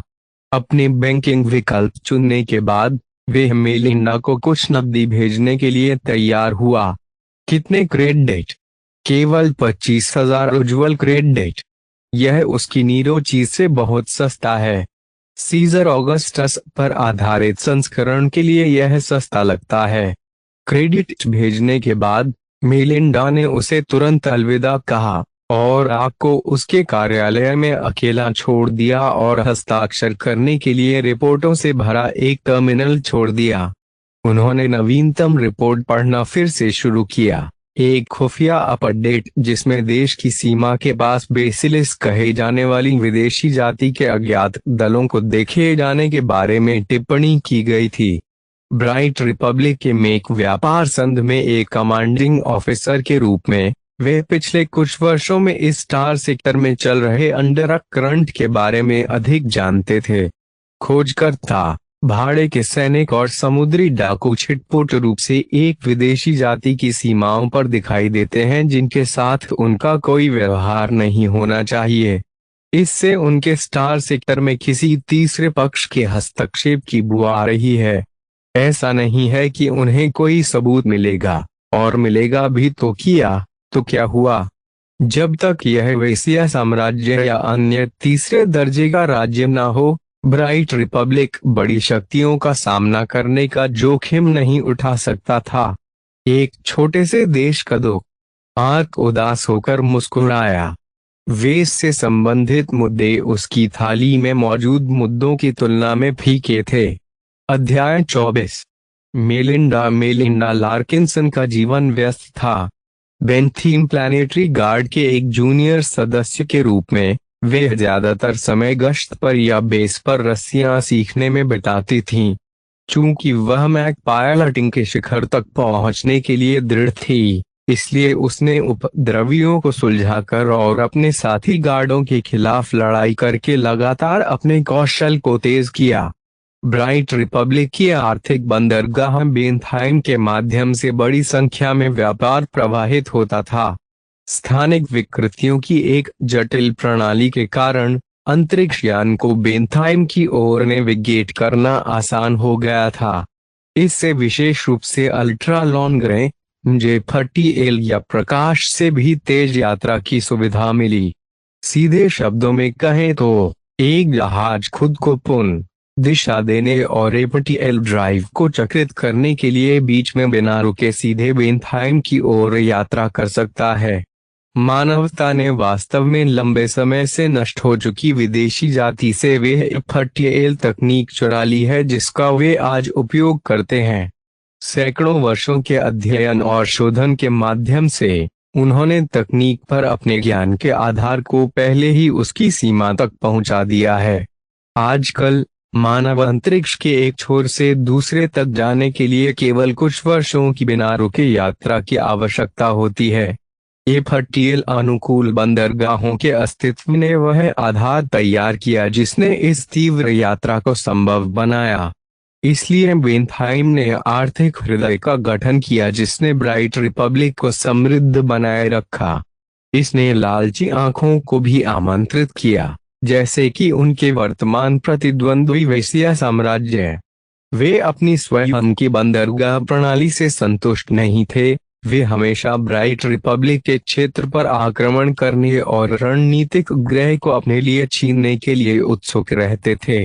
बेंथीम प्लानिटरी गार्ड को जिन कुछ परेशानियों से निपटना पड़ा उनमें से कुछ का कारण वेसेनों की गुप्त कार्रवाइयां थीं। पिछले महीने ही मेलिंडा को कई आपात स्थितियों का सामना करना पड़ा। एक मामला एक अकेले भेड़िए का था जिसने एक अवैध दवा ले ली और अपने भारी हथियार के साथ उत्पात मचाना शुरू कर दिया। एक अन्य मामले में एक परिवार शामिल था जो अतीत में बर्बाद हो गया था और मृतकों में से लौटकर बेंथीम के स्थापित पारिवारिक व्यवसायों में से एक पर कब्जा कर लिया था। तब बाहरी इलाके में हमेशा मौजूद समुद्री डाकू मंडराते रहते थे जो हल्के से सुरक्षित परिवहन काफिले को छीनने के लिए तैयार रहते थे। हालांकि सेवा में केवल 4 वर्ष ही थे, फिर भी उन्हें सैकड़ों छोटे मोटे विवादों को सुलझाना पड़ा। पूर्ण पैमाने के युद्ध की उच्च तीव्रता वाली लड़ाइयों का वास्तविक विकल्प नहीं होने पर भी मेलिंडा अपने अनुभव को बढ़ाने और अपने शुरुआती कठिन पायलटिंग कौशल को तेज करने में सक्षम थी। अभी मेलिंडा ने दिन की अपनी शिफ्ट खत्म की। उसने हैंगर पर अपना मेख जमा किया, तकनीशियनों को अलविदा कहा और गार्ड के विशेष प्रशिक्षण केंद्र के लिए रवाना हो गई। अरे मेली, एक साथी जूनियर गार्ड पायलट मेलिंडा के पास गया। क्या चल रहा है? मैं एक प्रकाश वर्ष दूर आपकी आंखों में मुस्कान देख सकता हूँ। एक तारीख या कुछ और मिल गया? मेलिंडा घबरा गई। मैं जेनेट को शुभकामनाएं देता हूँ। नहीं, मैंने अपने चाचा को कुछ हजार क्रेडिट के लिए परेशान किया और उनके हाथ से इसे छीन लिया। बहुत खूब। और उसने तुम्हें ऐसा करने दिया। लार्किंसन होना अच्छा होगा। जेनेट ने अपना हाथ ऐसे बढ़ाया मानो वह एक अपंग दादी हो। किसी गरीब आम आदमी के लिए कुछ भिक्षा छोड़ दो। आउच। बदले में जेनेट को एक चंचल मौका मिला। हाथापाई। मेरे मन में पहले से ही कुछ है। मेलिंडा ने जिज्ञासु जेनेट के पीछे पीछे आते हुए प्रशिक्षण केंद्र में प्रवेश किया। वे शारीरिक व्यायाम कक्षों से आगे निकल गए और आभासी सिमुलेशन क्षेत्र में प्रवेश कर गए। ओह, क्या आप फिर से किसी के खिलाफ झगड़ने जा रहे हैं? जरूरी नहीं। मेलिंडा मुस्कुराई। उसने एक यादृच्छिक सिम्युलेटर पॉड उठाया और सीधे अंदर चली गई। मैं एक खेल खेलने जा रहा हूँ। लोहात्मा। हाँ हाँ, मुझे आखिरी बार लॉग इन किए हुए काफी समय हो गया है। मैं अब तक प्लैटिनम लीग में सबसे निचले पायदान पर पहुंच गया होगा। जेनेट हल्की अवमानना के साथ हंसी।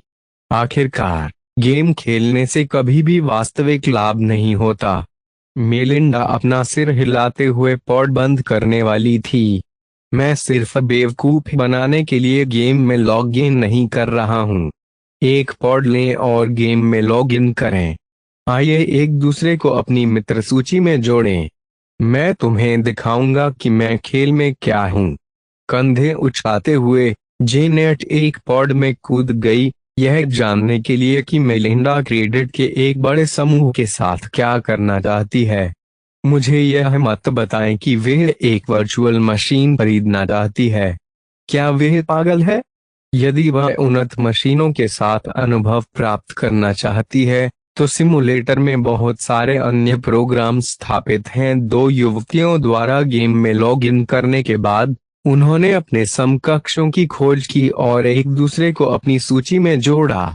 जेनेट ने खेल खेल में मेलिंडा के आभासी शरीर को गले लगा लिया। मैं अब यहाँ हूँ। कृपया मुझे बताएं कि आप अभी क्या कर रहे हैं। इसके लिए हमें बाजार का दौरा करना होगा। वे दोनों आभासी अवतारों और कंप्यूटर नियंत्रित कर्मियों की हलचल का सामना करते हुए बाजार में दाखिल हुए। शॉपिंग इंटरफेस पर कॉल करने के लिए कई सार्वजनिक एक्सेस टर्मिनलों में से एक के पास जाने के बजाय मेलिंडा ने अपने सहयोगी को नकली बाजार शहर की संकरी गलियों में ले जाया।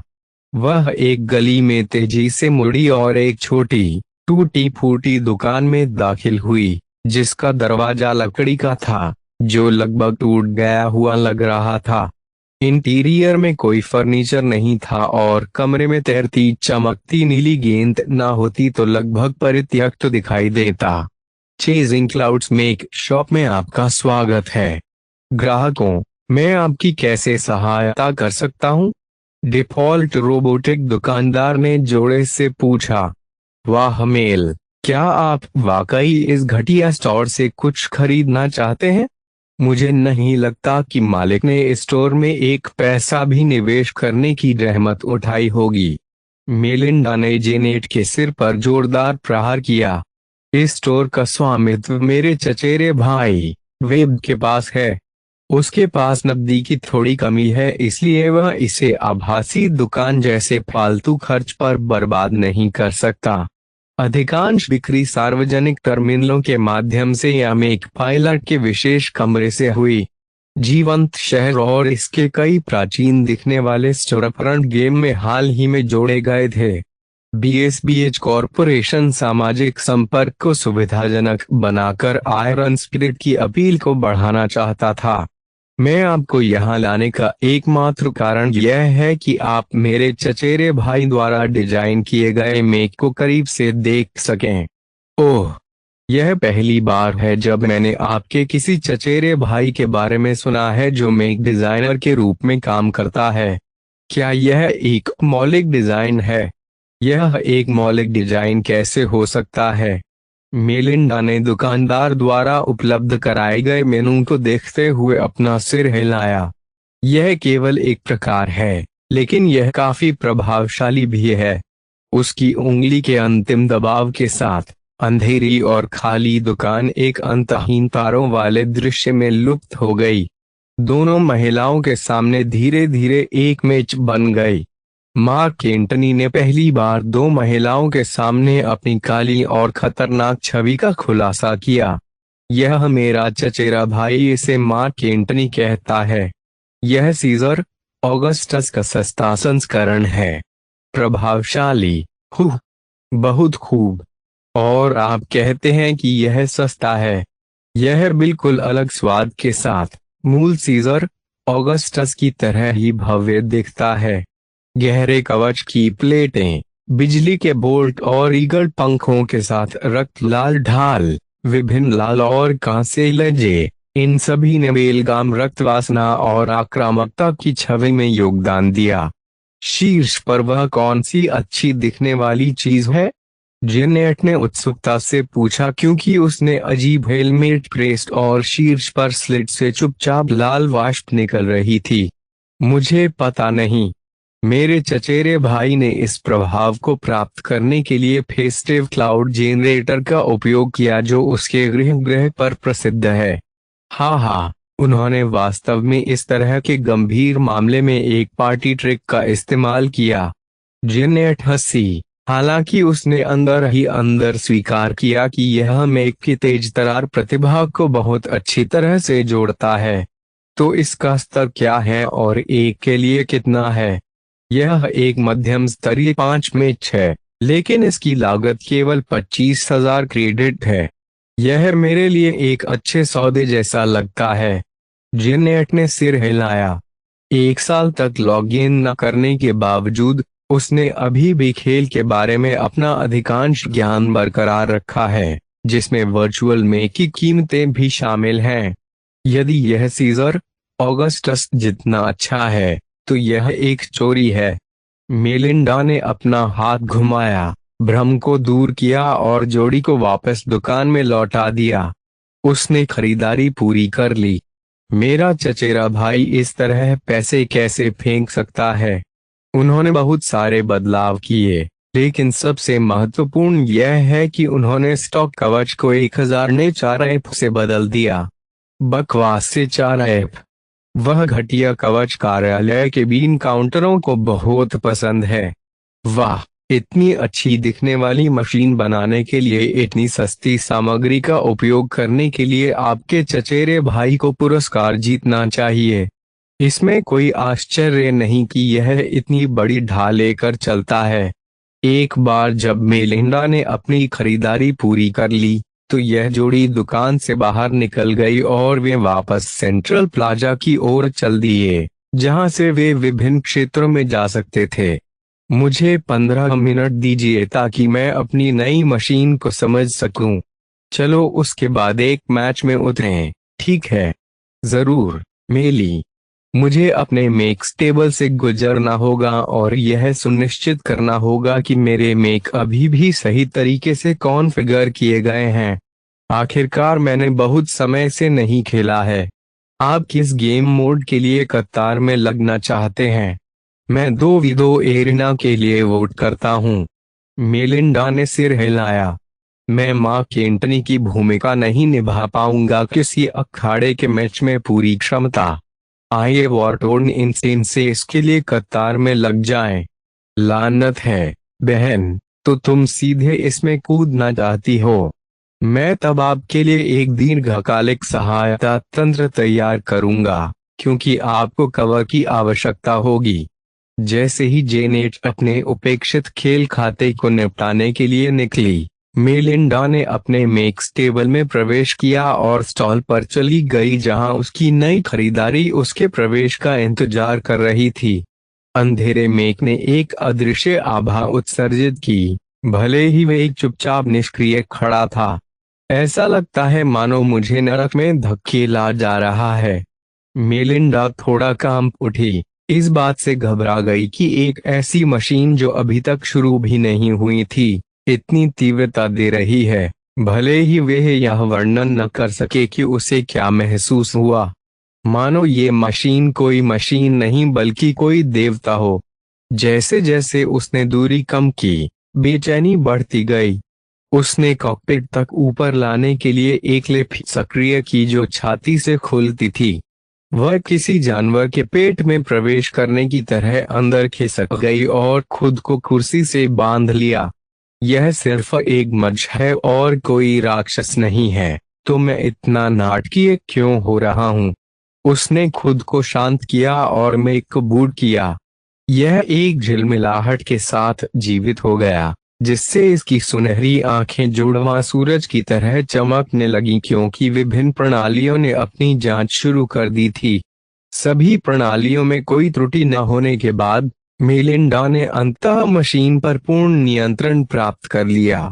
इससे मेलिंडा को पहले महसूस होने वाली लगातार बेचैनी दूर हो गई। ऐसा लग रहा था मानो यह सब एक भ्रम हो। ठीक है, अब मेरे पास इसकी विचित्रताओं से अभ्यस्त होने के लिए केवल कुछ ही मिनट है। मेलिंडा उत्साह के साथ अपनी मशीन को नियंत्रित करने में लग गई। अपनी मशीन से जुड़ने के लिए तंत्रिका इंटरफेस का उपयोग करने के बाद उसे ऐसा महसूस हुआ मानो वह ताकत से भरी हुई एक विशाल काय बन गई हो।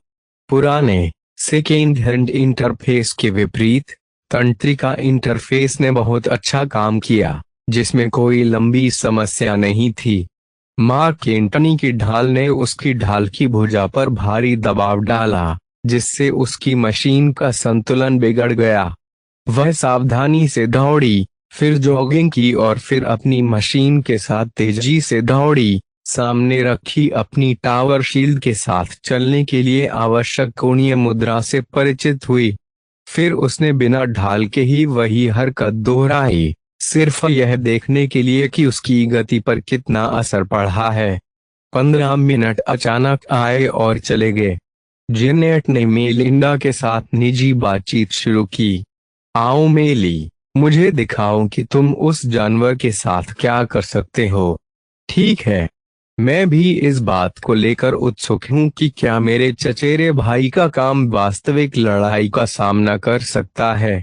उन दोनों ने जोड़ी बनाई और आयरन स्पिरिट के बड़े गेम मोड वारटोर्न इंस्टेंसेस में से एक के लिए मैच मेकिंग में प्रवेश किया। इसने वास्तविक युद्ध क्षेत्र परिस्थितियों का अनुकरण किया, क्योंकि छोटे मानव राज्यों के बीच अधिकांश मैच लड़ाइयों में कम से कम कुछ दर्जन मैच कार्यरत थे। वाटोर्न इंस्टेंसेस आमतौर पर एक टीम डेथ मैच मोड के रूप में खेला जाता है, जिसमें प्रत्येक टीम में खिलाड़ियों की प्रभावशाली संख्या होती है। विशेष आयोजनों के दौरान मानक 50v50 से लेकर विशाल 1000v1000 तक। चूंकि मेलिंडा तुरंत युद्ध में उतरना चाहती थी, इसलिए उसने सबसे तेज 50v50 मोड का चयन किया। आयरन स्पिरिट को आकाशगंगा के आसपास के 98 अन्य प्लैटिनम लीग खिलाड़ियों के साथ मुकाबला करने में केवल कुछ मिनटों की आवश्यकता थी। आयरन स्पिरिट ने परंपरागत रूप से कांस्य लीग के लिए मैचमेकिंग को एक ग्रह या तारा प्रणाली तक सीमित कर दिया। केवल जब तक कोई खिलाड़ी सिल्वर तक नहीं पहुंचता, तब तक वे कई प्रकाश वर्ष दूर से मेक पायलटों के साथ खेल सकेंगे। हालांकि निचली लीग में उनके अधिकांश साथी और प्रतिद्वंद्वी एक ही स्टार सेक्टर से आए थे। स्वाभाविक रूप से कैरियर पायलट के रूप में मेलिंडा और जेनेट ने आसानी से अपनी प्लैटिनम रैंक हासिल कर ली, और उनके पास दिग्गजों, ई स्पोर्ट्स एथलीटों और प्रतिभाओं से भरी लीग में खेलने की योग्यता थी। जैसे ही बड़ा नक्शा लोड होना शुरू हुआ, टीम ब्लू के 50 खिलाड़ी उनके मेज के सिर के ऊपर नाम टैग को घेरने वाली नीली चमक से प्रमाणित होकर एक बड़े होल्डिंग क्षेत्र में एक साथ आए। एक प्रभावशाली दिखने वाले उड़ने वाले मे के नाम टैग के ऊपर एक छोटा मुकुट मंडरा रहा था। वह उनकी टीम में सर्वोच्च रैंक वाले खिलाड़ी थे, और परिणाम स्वरूप उन्हें कमांडिंग विशेषाधिकारों का आनंद मिला। जैसा कि आप पढ़ सकते हैं, नाम जैक्सन 645 है। मैं योजना बनाने में बहुत आलसी हूँ, इसलिए आप जो करना चाहे कर सकते हैं। ऐसा नहीं है कि आप बचे हैं। जेनेट और मेलिंडा दोनों ने सिर हिलाया, सिर्फ इसलिए कि प्लैटिनम लीग के अधिकांश खिलाड़ी वास्तविक ब्रह्मांड में पेशेवर पायलट थे। इसका मतलब यह नहीं था कि खेल में जीतने के लिए नेतृत्व अनावश्यक था, लेकिन आमतौर पर 50 पूर्ण अजनबियों के लिए एक व्यक्ति के विचारों से सहमत होना मुश्किल होता था। इसलिए किसी ने भी वास्तव में नेतृत्व में शून्यता को संभालने की रहमत नहीं उठाई। इसलिए एक अजीब सी खामोशी के साथ 50 पायलट अपने मैच में चुपचाप इंतजार करते रहे जब तक कि होल्डिंग एरिया में रैंप नहीं खुल गया। यह पता चला कि वे एक विशाल परिवहन जहाज में प्रतीक्षा कर रहे थे। सबसे हल्के मेघ पहले से ही जितनी जल्दी हो सके बाहर निकल गए। धीमे मध्यम मेघ को अगले स्थान पर छोड़ दिया गया। मेलिंडा अपने माँ केंटनी और जेनेट के साथ किसी प्रकार की मध्यम तोप चलाने वाली मशीन का संचालन करते हुए अगले बैच में बाहर निकल गईं और कीचड़ भरे युद्ध के मैदान में कदम रखा। ऐसा लगता है जैसे यहाँ मड प्लैनेट है। हुरे! जेनेट ने बिना किसी उत्सव के खुशी मनाई। सारी गीली मिट्टी पर मजबूती से टिके रहना कठिन होगा। कम से कम बम क्रेटर कुछ प्रकार का आवरण प्रदान करने में सक्षम है, जैसे कि उन्हें पता हो कि युद्ध के मैदान में एक तरफ से दूसरी तरफ भागने में कई जोखिम होते हैं। उनकी टीम वहीं रुक गई और अपनी स्थिति मजबूत करनी शुरू कर दी। शत्रु दल भी ऐसा ही कर रहा होगा, केवल उनके हल्के उपकरण ही आगे बढ़े हैं। उनके फुर्तीले पैर और कुशल पायलटिंग ने कीचड़ भरे इलाके में उत्पन्न होने वाले अधिकांश खतरों को टाल दिया है। उनकी टीम के एक स्काउट ने टीम वाइड वॉयस चैनल में रिपोर्ट दी। शत्रु की स्थिति देखी गई। वे एक छोटे से पहाड़ के सहारे टिके हुए हैं, मध्यम मैचेस और भारी द्वारा अगम्य। मेरा निर्णय यह है कि वे लंबी अवधि के लिए इसमें हैं। कई अन्य पायलटों की कराहें निकलने लगीं, जबकि उन्हें एक कीचड़ भरे समतल मैदान में फेंक दिया गया था, जहां कोई भौगोलिक लाभ नहीं था। दुश्मन टीम की किस्मत अच्छी थी और वे रक्षात्मक स्थिति के ठीक बगल में जमा हो गई। हम उन्हें पछाड़ नहीं सकते, इसलिए परेशान नहीं हो। जैक्सन 645 ने अनिच्छा से कहा, मैं चारों ओर उड़ने जा रहा हूं और देखूंगा कि यह पर्वत कितना ऊंचा है। मैं शायद ऊपर से उन पर कटाक्ष करने में सक्षम हो जाऊं। इस प्रकार टीम के नामात्र नेता ने अन्य फ्लाइंग मैच की एक छोटी भीड़ के साथ अपना प्रारंभिक स्थान छोड़ दिया। मेलिंडा ने अपनी भौहें सिकोड़ लीं। उनके सभी फ्लायर्स छीन लेने से जमीनी कर्मचारी हवाई उत्पीड़न के प्रति संवेदनशील हो गए। एक साथ फैलना या आगे बढ़ना। इलाका इतना खराब नहीं है कि हमें फैलने पर मजबूर किया जा सके, एक भारी मेक पायलट ने कहा, पार्श्व से घात लगाए जाने के बारे में चिंतित। आइए हम अपने आप को बहुत अधिक कमजोर न करें और दुश्मन को कुछ आसान सौदेबाजी करने दें। मैं सहमत हूँ। हमारे पास बड़ी संख्या में भारी लोग हैं, तो आइए हम उन्हें अग्रिम पंक्ति तक ले जाएं। अग्रिम पंक्ति के आधे रास्ते में फ्लोटिंग मैच को घात का सामना करना पड़ा। देवता के प्रकोप से आकाश से लंबी दूरी की मिसाइलों की बाढ़ बरसने लगी। आवक! कवर के लिए गोता लगाएं। हे भगवान, क्या हमारे स्काउट सो रहे हैं? मिसाइलों ने उनके दो भारी यंत्रों पर सटीक रूप से ध्यान केंद्रित किया। उन पर इतने विस्फोट किए कि केवल कुछ जलते हुए हिस्से ही बचे थे। वहां एक और साल वो है। हम यहाँ गंदगी नहीं कर सकते। चलो वापस दौड़ें। तुम मंदबुद्धि हो। अगर हम पीछे मुड़े तो वे हमें मिसाइलों से टुकड़े टुकड़े करते रहेंगे। यहाँ और हमारे शुरुआती बिंदु के बीच कोई कवर नहीं है। हमारे जीवित रहने का एकमात्र तरीका यह है कि हम आगे बढ़ें। जैसे ही एक और भारी मशीन टूट गई जबकि एक अन्य ठीक समय पर चकमा खा गया, टीम का चैनल अराजकता में बदल गया। निष्क्रियता से क्रोधित मेलिंडा को लगा कि उसका गुस्सा बढ़ गया है। उसने अपनी मशीन को आगे बढ़ाया और अपनी टावर ढाल को एक भारी मकड़ी की मशीन के पतवार से टकराया। शोर ने तर्कों को बहरा कर दिया। देखो लड़कों, हमारे फ्लायर्स चले गए हैं और हमारे लाइट मेक सो गए हैं। हम कभी भी अपने यंत्रों पर लगे लक्ष्य ताले से छुटकारा नहीं पा सकेंगे, इसलिए भागने का क्या मतलब है?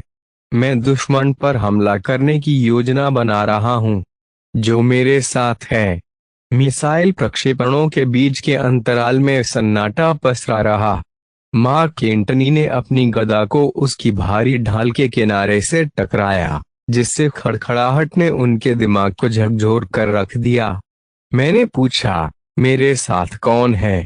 अब जब टीम के सभी लोग मेलिंडा की ओर मुड़े तो उन्होंने मेक की असामान्य उपस्थिति पर ध्यान देना शुरू कर दिया।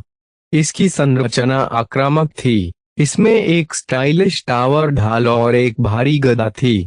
लाल वाष्प हेलमेट क्रेस्ट ने मेक को एक प्राचीन आधिकारिक हवा दी, जैसे कि वे सिर्फ किसी अन्य मेक के बजाय एक मार्शल जनरल का सामना कर रहे थे।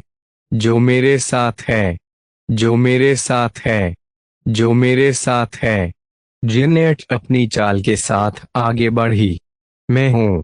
अपनी टीम के बाकी सदस्यों को बैठे बैठे काम करने के अलावा किसी और काम में धकेलने का अवसर लेते हुए मेलिंडा ने पलटकर जेनेट को आगे बढ़ाया। अगर आप जीतना चाहते हैं तो मुझे फॉलो करें, जैसे कि जड़ता से खींच लिया गया हो। अधिकांश मध्यम मेच ने अजीब काले और लाल मेघ का अनुसरण किया। भारी लोगों को उनके नक्शे एकदम पर चलने के लिए संघर्ष करना पड़ा। जल्द ही उनकी पूरी टीम चट्टान से टकराती लहर की तरह दुश्मन टीम की स्थिति के करीब पहुंच गई। बिना किसी डर के मेलिंडा ने अपनी भारी ढाल सामने रखी और अपनी आंखें अन्य घातों पर केंद्रित कीं। उसका खून पंप हो गया जितनी तेजी से उसने आगामी टकराव का आनंद उठाया। अध्याय 25। वाराटोर्न उदाहरण। युद्ध का शोर उसके चारों ओर गूंज रहा था क्योंकि मिसाइलें बड़ी संख्या में बरस रही थीं। केवल अब ब्लू टीम ने जवाबी उपाय करना शुरू कर दिया है। मध्यम हथियार टेढ़े मेढ़े होते रहे जबकि भारी हथियारों ने मिसाइलों को मार गिराने के लिए अपनी अद्भुत मारक क्षमता का इस्तेमाल किया। मेलिंडा और जेनेट कुशलता से आगे बढ़े। वे दृष्टि की रेखा को खराब करने के लिए कई गड्ढों में डुबकी लगाते थे और यदि स्नाइपर्स उन पर निशाना साधते तो वे आड़ के पीछे छिप जाते थे। यद्यपि उच्च शक्ति वाले हथियारों का लक्ष्य उन पर नहीं था, फिर भी उन्हें अपने मजबूत विरोधियों से छिटपुट राइफल फायर प्राप्त हुए।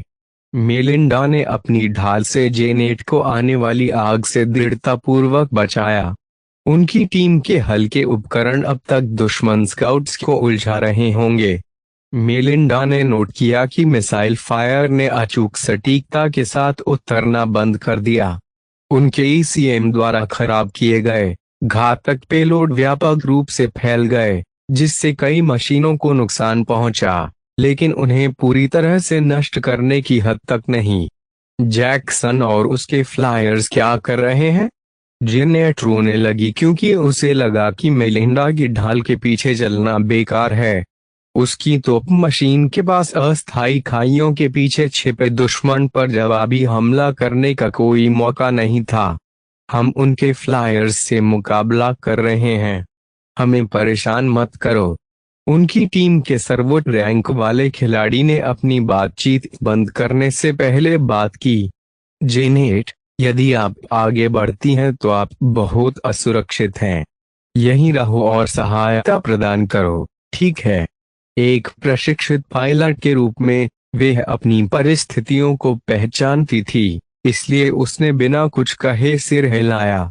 मेलिंडा ने पहले ही अपने सामने का दृश्य देख लिया था। खुला भूभाग, खाइयां, हमारे रास्ते में ढेर सारा आयुध फेंका गया। मुझे नहीं लगता कि वे हमें करीब चाहते हैं। कोई बकवास नहीं मेली। केवल एक चीज जो मैं कर सकता हूँ वे है एक गड्ढे के पीछे छिपना और यह आशा करना कि वे मुझ पर उभरती हुई मिसाइलें न भेजें। मैंने वास्तव में इस लड़ाई के लिए गलत मशीन चुनी। मेलिंडा के बगल में एक भारी शूरवीर टकराया। उसकी ढाल से भी अधिक भारी थी। अरे, क्या योजना है? हम आगे चार्ज करते हैं। एक बार हम उनके बीच में आ जाएं तो हम स्थिति को बदल सकते हैं। कम से कम हम एक तरफा विवाद में नहीं रहेंगे। तुमने उसकी बात सुनी दोस्तों, हमें फॉलो करो। शूरवीर प्रकार का मेघ चिल्लाया जब उसने अपना हथौड़ा आकाश में उठाया और आगे की ओर लपका। मेलिंडा ने भारी मशीन से आगे निकलकर अपनी ढाल बिल्कुल सामने रखी। उसने यह देखने के लिए अपने सेंसर की जांच की कि क्या उनकी टीम उनके साथ आई है, और जब उसने देखा कि वे केवल गड्ढों के पीछे ही घूम रहे हैं, तो वे उत्तेजित हो गई। वे इतने करीब थे कि उनकी राइफलें बहुत अधिक क्षति पहुंचा सकती थीं।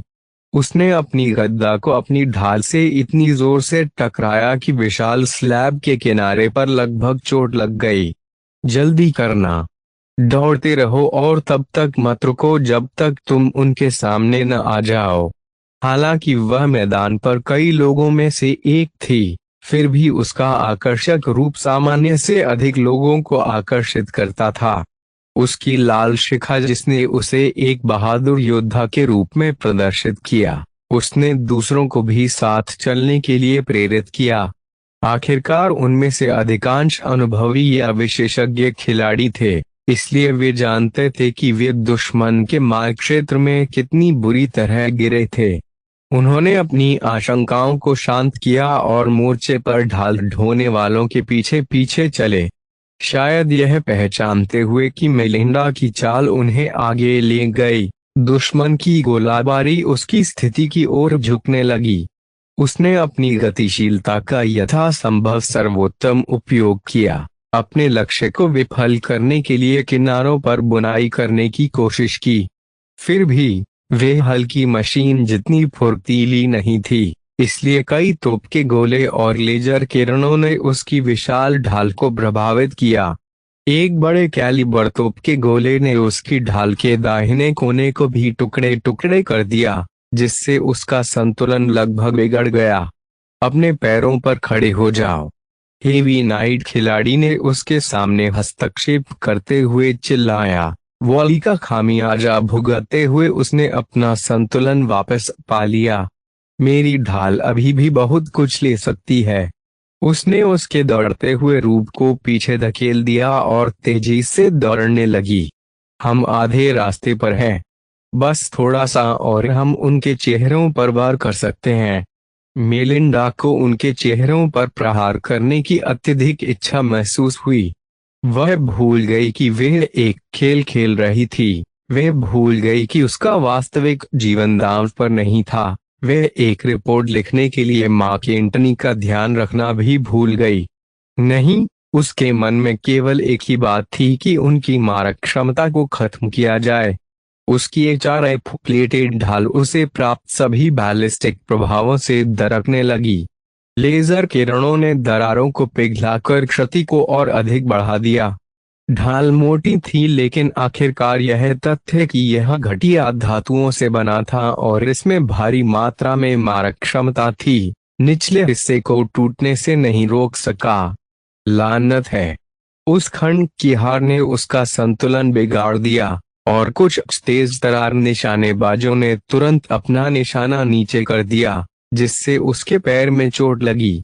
वह लेजर फायर पर काबू पा सकती थी, लेकिन भारी तोप के गोलों ने उसका संतुलन और बिगाड़ दिया।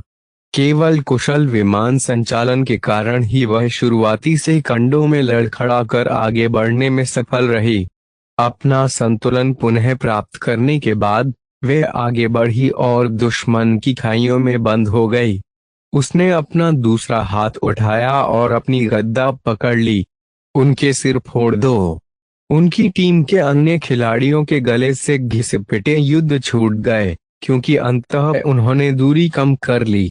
पूरी दौड़ में उन्होंने 9 मैच मनवाए, लेकिन आखिरकार वे उन खाइयों तक पहुंच गए जहां दुश्मन की श्रेष्ठता ने निर्णायक लाभ देना बंद कर दिया। दुश्मन टीम के पास निकट दूरी के लड़ाकू विमानों की स्पष्ट कमी थी। हालांकि एक भारी स्ट्राइक कर मेलिंडा के सामने आया और उसने अपने बड़े आकार की बंदूक से उसके करीब आते हुए गोली चला दी। मैं अब भी इसे ले सकता हूँ, मेलिंडा ने गंभीर विश्वास के साथ कहा जब उसे महसूस हुआ कि उसकी फटी हुई ढाल टुकड़े टुकड़े हो गई है। उसने बचे हुए हिस्से को शॉटगन मेक पर फेंक दिया, जिससे वे एक सेकंड के लिए लड़खड़ा गई। उसकी मेकी उठी हुई भुजा गिरने लगी, जिससे गद्दा दुश्मन के सिर की ओर एक खतरनाक नीचे की ओर जाने लगी। भारी स्ट्राइकर की बंदूक खराब हो गई क्योंकि मेलिंडा ने अपने हमले को कमजोर कर दिया। अपने प्रतिद्वंद्वी को सफलतापूर्वक धोखा दिया क्योंकि उसने अपनी गद्दा को और नीचे की ओर खिसका दिया और उसके मुख्य हथियार को तोड़ दिया। हालांकि फेफड़े के प्रहार ने उसे जवाबी हमले के लिए खुला छोड़ दिया। एक अवसर भारी स्ट्राइकर ने उठाया क्योंकि उसने अपनी दोनों भुजाएं ऊपर उठा लीं। कलाइयों के ऊपर चमकते गर्म छिद्रों से किसी अंतरिक्ष यान के इंजन के निकास जैसी भीषण आग उगल रही थी। आह! मेलिंडा हर दिशा में कीचड़ और जलता हुआ तरल पदार्थ फेंकते हुए अजीब तरह से लुढ़क गई। जैसे ही स्ट्राइकर ने अपना लक्ष्य समायोजित किया, तुप के गोलों की बौछार ने उसके धड़ को प्रभावित किया, उसे पीछे धकेल दिया और अपने प्रतिद्वंद्वी को बाहर निकालने के उसके प्रयासों को विफल कर दिया। धन्यवाद जेनेट, आपका स्वागत है। इससे पहले कि खाई में अन्य खिलाड़ी उस पर हमला करते, मेलिंडा स्ट्राइकर को खत्म करने के लिए कृत संकल्प थी। वह उसके चेहरे में घुस गई और उसकी बाएं ने कलाई पर गद्दा से प्रहार किया, जिससे फ्लेमेथ्रोवर निष्क्रिय हो गया। फिर भी आगे बढ़ते हुए उसने अपने खाली हाथ का इस्तेमाल में की दूसरी भुजा को पकड़ने के लिए किया, जिससे वे शेष फ्लेमथ्रोवर को अपनी दिशा में मोड़ने से रोक सके। फिर उसने कॉकपिट में बैठे पायलट को भटकाने के लिए नीचे से प्रहार करने से पहले दुश्मन के मुख्य सेंसर को बाधित करने के लिए अपनी गदा से दुश्मन के मेक के चेहरे पर प्रहार किया। भारी स्ट्राइकर का कवच काफी हद तक उसकी गदा से टिका हुआ था, लेकिन वह जितना बल लगा रही थी, उससे पायलट इस हद तक तनावग्रस्त हो गया कि लगभग बेहोश हो गया।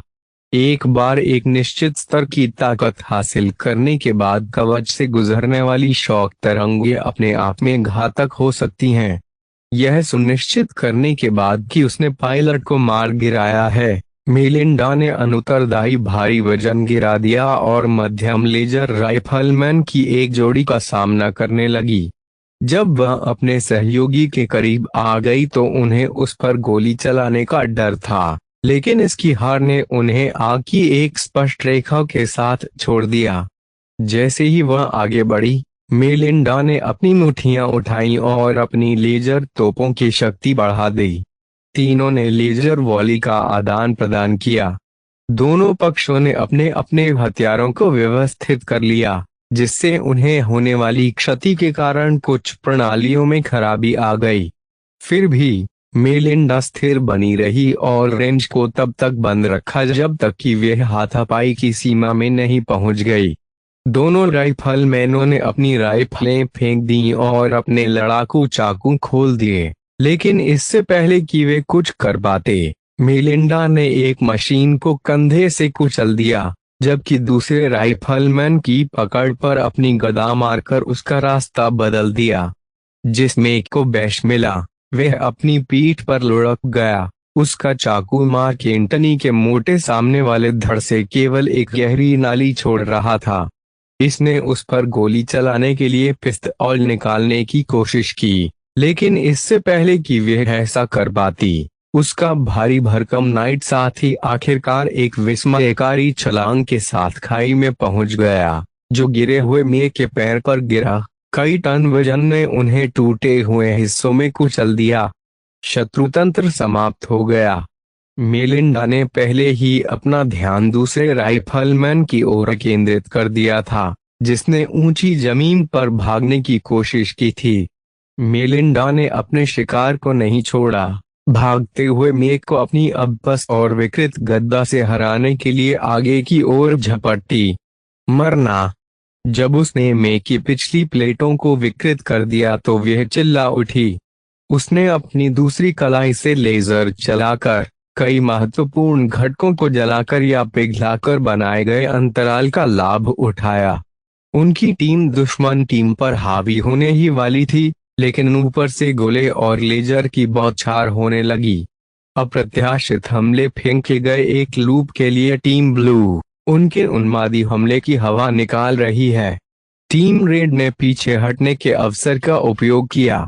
हमारी टीम के शीर्ष रैंक वाले खिलाड़ी के लिए बहुत कुछ बकवास। अकेला भेड़िया। यदि आप नायक की भूमिका निभाना चाहते हैं तो मैदान पर वापस जाएं। नीली टीम में कोई फ्लायर नहीं बचे होने के कारण उनके विरोधियों को पूरी तरह से हवाई श्रेष्ठता का आनंद मिला। रेड टीम के फ्लायर्स इतनी फुर्ती से उड़े कि उन्हें मार गिराने में बहुत परेशानी हुई। ग्राउंड पाउंडर्स का पीछा करना और उन्हें पहले खत्म करना बेहतर था। धावकों को निराश न होने दें, मेलिंडा आगे बढ़ते हुए चिल्लाई, जबकि हवाई हमले से उसकी मशीन में कुछ खरोंचें आ गईं। हताशा भरी गुर्राहट के साथ उसने अपने कंधे को ऊपर उठाया। उड़ने वाले अपने रास्ते में जितनी मारक शक्ति फेंक रहे थे, उसे लक्ष्य ताले स्थापित करने में थोड़ी परेशानी हुई। उसने तुरंत अपना पूरा पेलोड हवा में फेंक दिया, यह भी देखे बिना कि वे अपने लक्ष्य तक पहुंचे या नहीं। मेलिंडा ने लॉन्चरों को अपने कंधों से अलग कर दिया और अधिक वजन मुक्त कर दिया। उनकी वायु शक्ति को दबाना। जेनेट ने चैनल पर बात की जब उनकी टीम की एंटी एयर ने पीछे से टीम का समर्थन करना शुरू कर दिया। तेजी से मार करने वाली तोपों से ट्रेसर की आग हवा में फैल गई, जबकि मिसाइलों की बौछारों ने तबाही मचाने की कोशिश कर रहे मायावी आंकड़ों पर नजर रखी। दुर्भाग्य से उनके लिए दुश्मन सफलतापूर्वक दूसरी पंक्ति में एकत्र हो गया, जहां उनके पश्चातियों से ताजा मैचों का एक रिजर्व ले लिया गया। वॉली के ताजा दौड़ ने नीली टीम की बढ़त को दबा दिया। आप लोग किस लिए खड़े हैं? जाने देना, मेलिंडा चिल्लाई और उसने अपनी मशीन को आगे बढ़ाया। उसने अपनी आधी टूटी हुई गद्दा को एक हाथ से उठाया और दूसरे हाथ से लेजर फायर से दुश्मन के ठिकानों को नष्ट कर दिया। जब लेजर तोपें तेजी से फायरिंग से गर्म होगी, तो उसने अपनी गद्दा अपने दूसरे हाथ पर फेंक दी और दूसरी कलाई की तोप से फायर किया। मीडियम वेट के बीच मार्क एंटनी हमेशा सामान्य से अधिक भारी कवच रखते थे, लेकिन मे के कवच में कुछ दरारें दिखाई देने लगीं। उनकी बाईं आंख फूट गई, जबकि उनके रिएक्टर का बिजली उत्पादन 1/3 कम हो गया।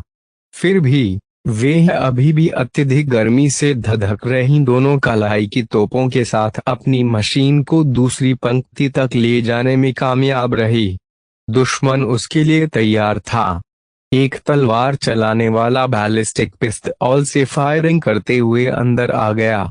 भारी गोलियों ने उसके मे की क्षतिग्रस्त छाती को प्रभावित किया, जिससे क्षति बढ़ गई और वह थोड़ा लड़खड़ा गई। जब तक तलवार चलाने वाला अंदर आया, तब तक उसका हथियार पहले से ही कवच के अंतराल पर लक्षित था। मेलिंडा ने अपनी क्षतिग्रस्त गद्दा निकट आ रहे शत्रु पर फेंकी। हथियार मशीन से उछल गया, जिससे वे चौंक गया और उसका चार्ज धीमा हो गया। मेलिंडा ने पहले से ही तनावग्रस्त लेजर तोपों को फायर करते हुए पीछे की ओर उछलने के लिए ठहराव का फायदा उठाया। लेजरों ने तलवार चलाने वाले के फ्रेम को इधर उधर पिघला दिया, जिससे चलते समय शॉट्स की खराब सटीकता के कारण बहुत कम प्रभाव प्राप्त हुआ। वहां जब उसने गिरे हुए मेक से तलवार उठाई तो वह विजयी होकर चिल्लाई। हाथ में हथियार लेकर उसने दुश्मन पर दूसरा हमला किया। कुछ सरल युक्ति के साथ उसने चतुराई से प्रतिद्वंद्वी के ब्लेड को रोकते हुए आरोप को टाल दिया। उसी समय उसने मेक को ट्रिप करने के लिए एक पैर बढ़ाया और सफल रही। जैसे ही गुरुत्वाकर्षण और गति ने अपना काम किया, मेक कीचड़ भरी मिट्टी में फैल गया। और कौन? वह सार्वजनिक चैनल पर अपनी जीत की खुशी में चिल्लाती रही, क्या यह रे टीम की सर्वश्रेष्ठ टीम है? आपका प्रतिद्वंद्वी मैं हूँ। हवा से नीचे गिरती हुई तलवार के समान एक कर्कश आवाज सुनाई दी। एक क्षतिग्रस्त मध्यम फ्लायर अपने पूरे वजन के साथ तलवार को सहारा देते हुए नीचे गिर गया। अपने क्षतिग्रस्त लेकिन कार्यात्मक सेंसर से अलर्ट प्राप्त करने के बाद मेलिंडा मुश्किल से किनारे की ओर भागने में सफल रही। दुर्भाग्य से उसके मे का बायां हाथ और कंधे का एक हिस्सा पीछे रह गया। भयावह क्षति के बावजूद मार्क एंटनी ने अभी भी अखंडता बनाए रखी। लापता अंकों छोड़कर प्रदर्शन में बहुत अधिक नुकसान नहीं हुआ। तो आप ही वह व्यक्ति होंगे जिसने हमारे फ्लायर्स को फाड़ दिया। मेलिंडा ने नोट किया कि वह अपने स्पार्किंग कॉकपिट से जो भी क्षति नियंत्रण कर सकती थी उसे करने के लिए संघर्ष कर रही थी। मैंने अपना काम किया, उड़ाका ने जवाब दिया और अपने मैक की पीठ से क्षतिग्रस्त पंखों को अलग कर दिया। बहुत बुरी बात है कि मैदान पर मेरे साथी बेकार हैं। मुझे बस आप सभी को खुद ही खत्म करना होगा। शुरुआत आपसे और आपके मनोबल बढ़ाने वाली हरकतों से करते हुए। यदि आपको लगता है कि मैं इस समूह को व्यवस्थित रखने में सक्षम हूं तो आपको मेरे बारे में बहुत अच्छा सोचना चाहिए। इससे यह भी मदद मिलती है कि आप क्षतिग्रस्त हैं। मैं तुम्हें खत्म करने के लिए यहाँ हूँ। बिना किसी शब्दों के आदान प्रदान के दोनों एक दूसरे के खिलाफ तलवार से तलवार चलाने लगे। फ्लायर के पास अधिकांश लाभ थे। उसकी मशीनी फुर्तीली थी और उसके पास अभी भी दोनों भुजाएं थीं। पायलट ने पॉलिश तलवार कौशल का भी खुलासा किया जो केवल निरंतर लड़ाई के माध्यम से ही इस राज्य को हासिल कर सकता था। पूर्व उड़ान ने आक्रामक रूप से मार्क एंटनी को टुकड़ों में फाड़ने की कोशिश की। मेलिंडा को रक्षा पर ध्यान केंद्रित करने और हमले को रोकने के लिए कभी कभार कलाई लेजर फायरिंग करने की जरूरत पड़ी। यहाँ चतुराईपूर्ण खेल तब तक इंतजार करना था जब तक कि जेनेट या कोई अन्य कर्मचारी मदद के लिए न आ जाए। मैं रुक नहीं सकता। मेलिंडा ने इसे स्वीकार करते हुए अपने दांत पीस लिए। उसने अपनी सारी आपत्तियां दूर फेंक दी और अपनी मशीन आगे फेंक दी। अनुभवी पायलट ने बहुत तेजी से प्रतिक्रिया व्यक्त की, मानो पहले से ही ऐसी कार्यवाही की उम्मीद कर रहा हो। मेलिंडा लगभग अपने प्रतिद्वंद्वी तक नहीं पहुंच सकी, इसलिए उसने अपने पायलटिंग कौशल का भरपूर उपयोग किया और अपनी भारी चाल को आगे की ओर उछाल दिया। आवेगपूर्ण कार्यवाही के कारण उसे अपनी तलवार दुश्मन की तलवार पर लगानी पड़ी। फिर भी वे तलवार के वार को ऊर्जा कोशिकाओं जैसे कम महत्वपूर्ण घटकों पर वार करने में सफल रही। इससे मेलिंडा का बचा हुआ हाथ सीधे नीचे काटने के लिए स्वतंत्र रह गया। पहली चोट से उड़ने वाले का सिर आधा हो गया। दूसरे स्लैश ने दुश्मन के पतले कवच को काट दिया और इंजन को अस्त व्यस्त कर दिया, जिससे मशीन स्थिर हो गई। तीसरा वार सीधे धड़ से होते हुए पीठ तक चला गया। तलवार पर हल्का सा लाल खून लग गया था क्योंकि उसने जानबूझकर दुश्मन के कॉकपिट पर निशाना साधा था। एक थकी हुई आह के साथ उसने युद्ध का निरीक्षण किया। दुश्मन के अधिकांश विमानों को दबा दिए जाने के बाद जमीनी सेनाओं के बीच की लड़ाई ने जीत और हार का निर्धारण किया। टीम रेड ने लंबी दूरी पर कई मैचों को निष्क्रिय करके शुरुआत में ही निर्णायक बढ़त हासिल कर ली। करीबी मुकाबले में टीम ब्लू को स्पष्ट रूप से फायदा हुआ और उसे भरपूर रिटर्न मिला। क्या हम जीत गए? बहुत सारे मैच नहीं बचे। कुछ ही समय बाद टीम रेड का केवल एक बचा हुआ मेक अभी भी अपने पैरों पर खड़ा था। मेलिंडा ने समर्थन के रूप में पीछे रखा। जब भी कोई उद्घाटन प्रस्तुत किया गया तो केवल अपनी तनावग्रस्त कलाई पर तोप से फायर किया। एक उच्च शक्ति वाली तोप के गोले ने एक क्षतिग्रस्त पैर को चीर दिया, जिससे दुश्मन का दल कुछ देर के लिए गिर गया।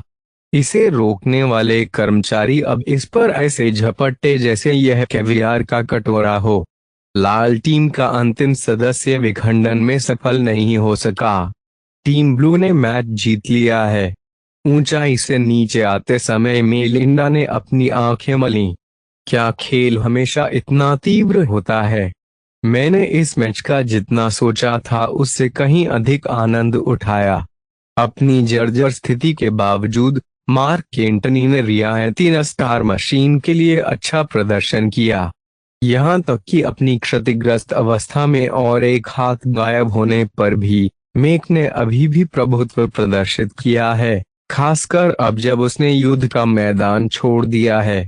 यह ऐसा था मानो मशीन को उसके दुश्मनों के मांस और खून से खिलाने से ऐसी मशीन विकसित हो गई। वह बिल्कुल बकवास है। मेलिंडा ने सिर हिलाया। मुझे नहीं पता कि वेस ने यह कैसे किया। लेकिन मैं वास्तव में वापस आना चाहता हूं और दूसरे मैच के लिए कतार में खड़ा होना चाहता हूं। जेनेट की आवाज उनके निजी चैनल से आई। आप थे। बहुत बढ़िया। जैसा कि जेनेट ने कई तरह से बड़बड़ाया, मेलिंडा ने अपने विरोधियों को टुकड़े टुकड़े कर दिया। प्रश्न में लड़की अभी भी पिछली लड़ाई को पचा गई थी। मुझे नहीं पता क्यों, लेकिन खेल अधिक यथार्थवादी हो गया है। मैं इस खेल के यथार्थवाद से प्रभावित हुआ हूँ।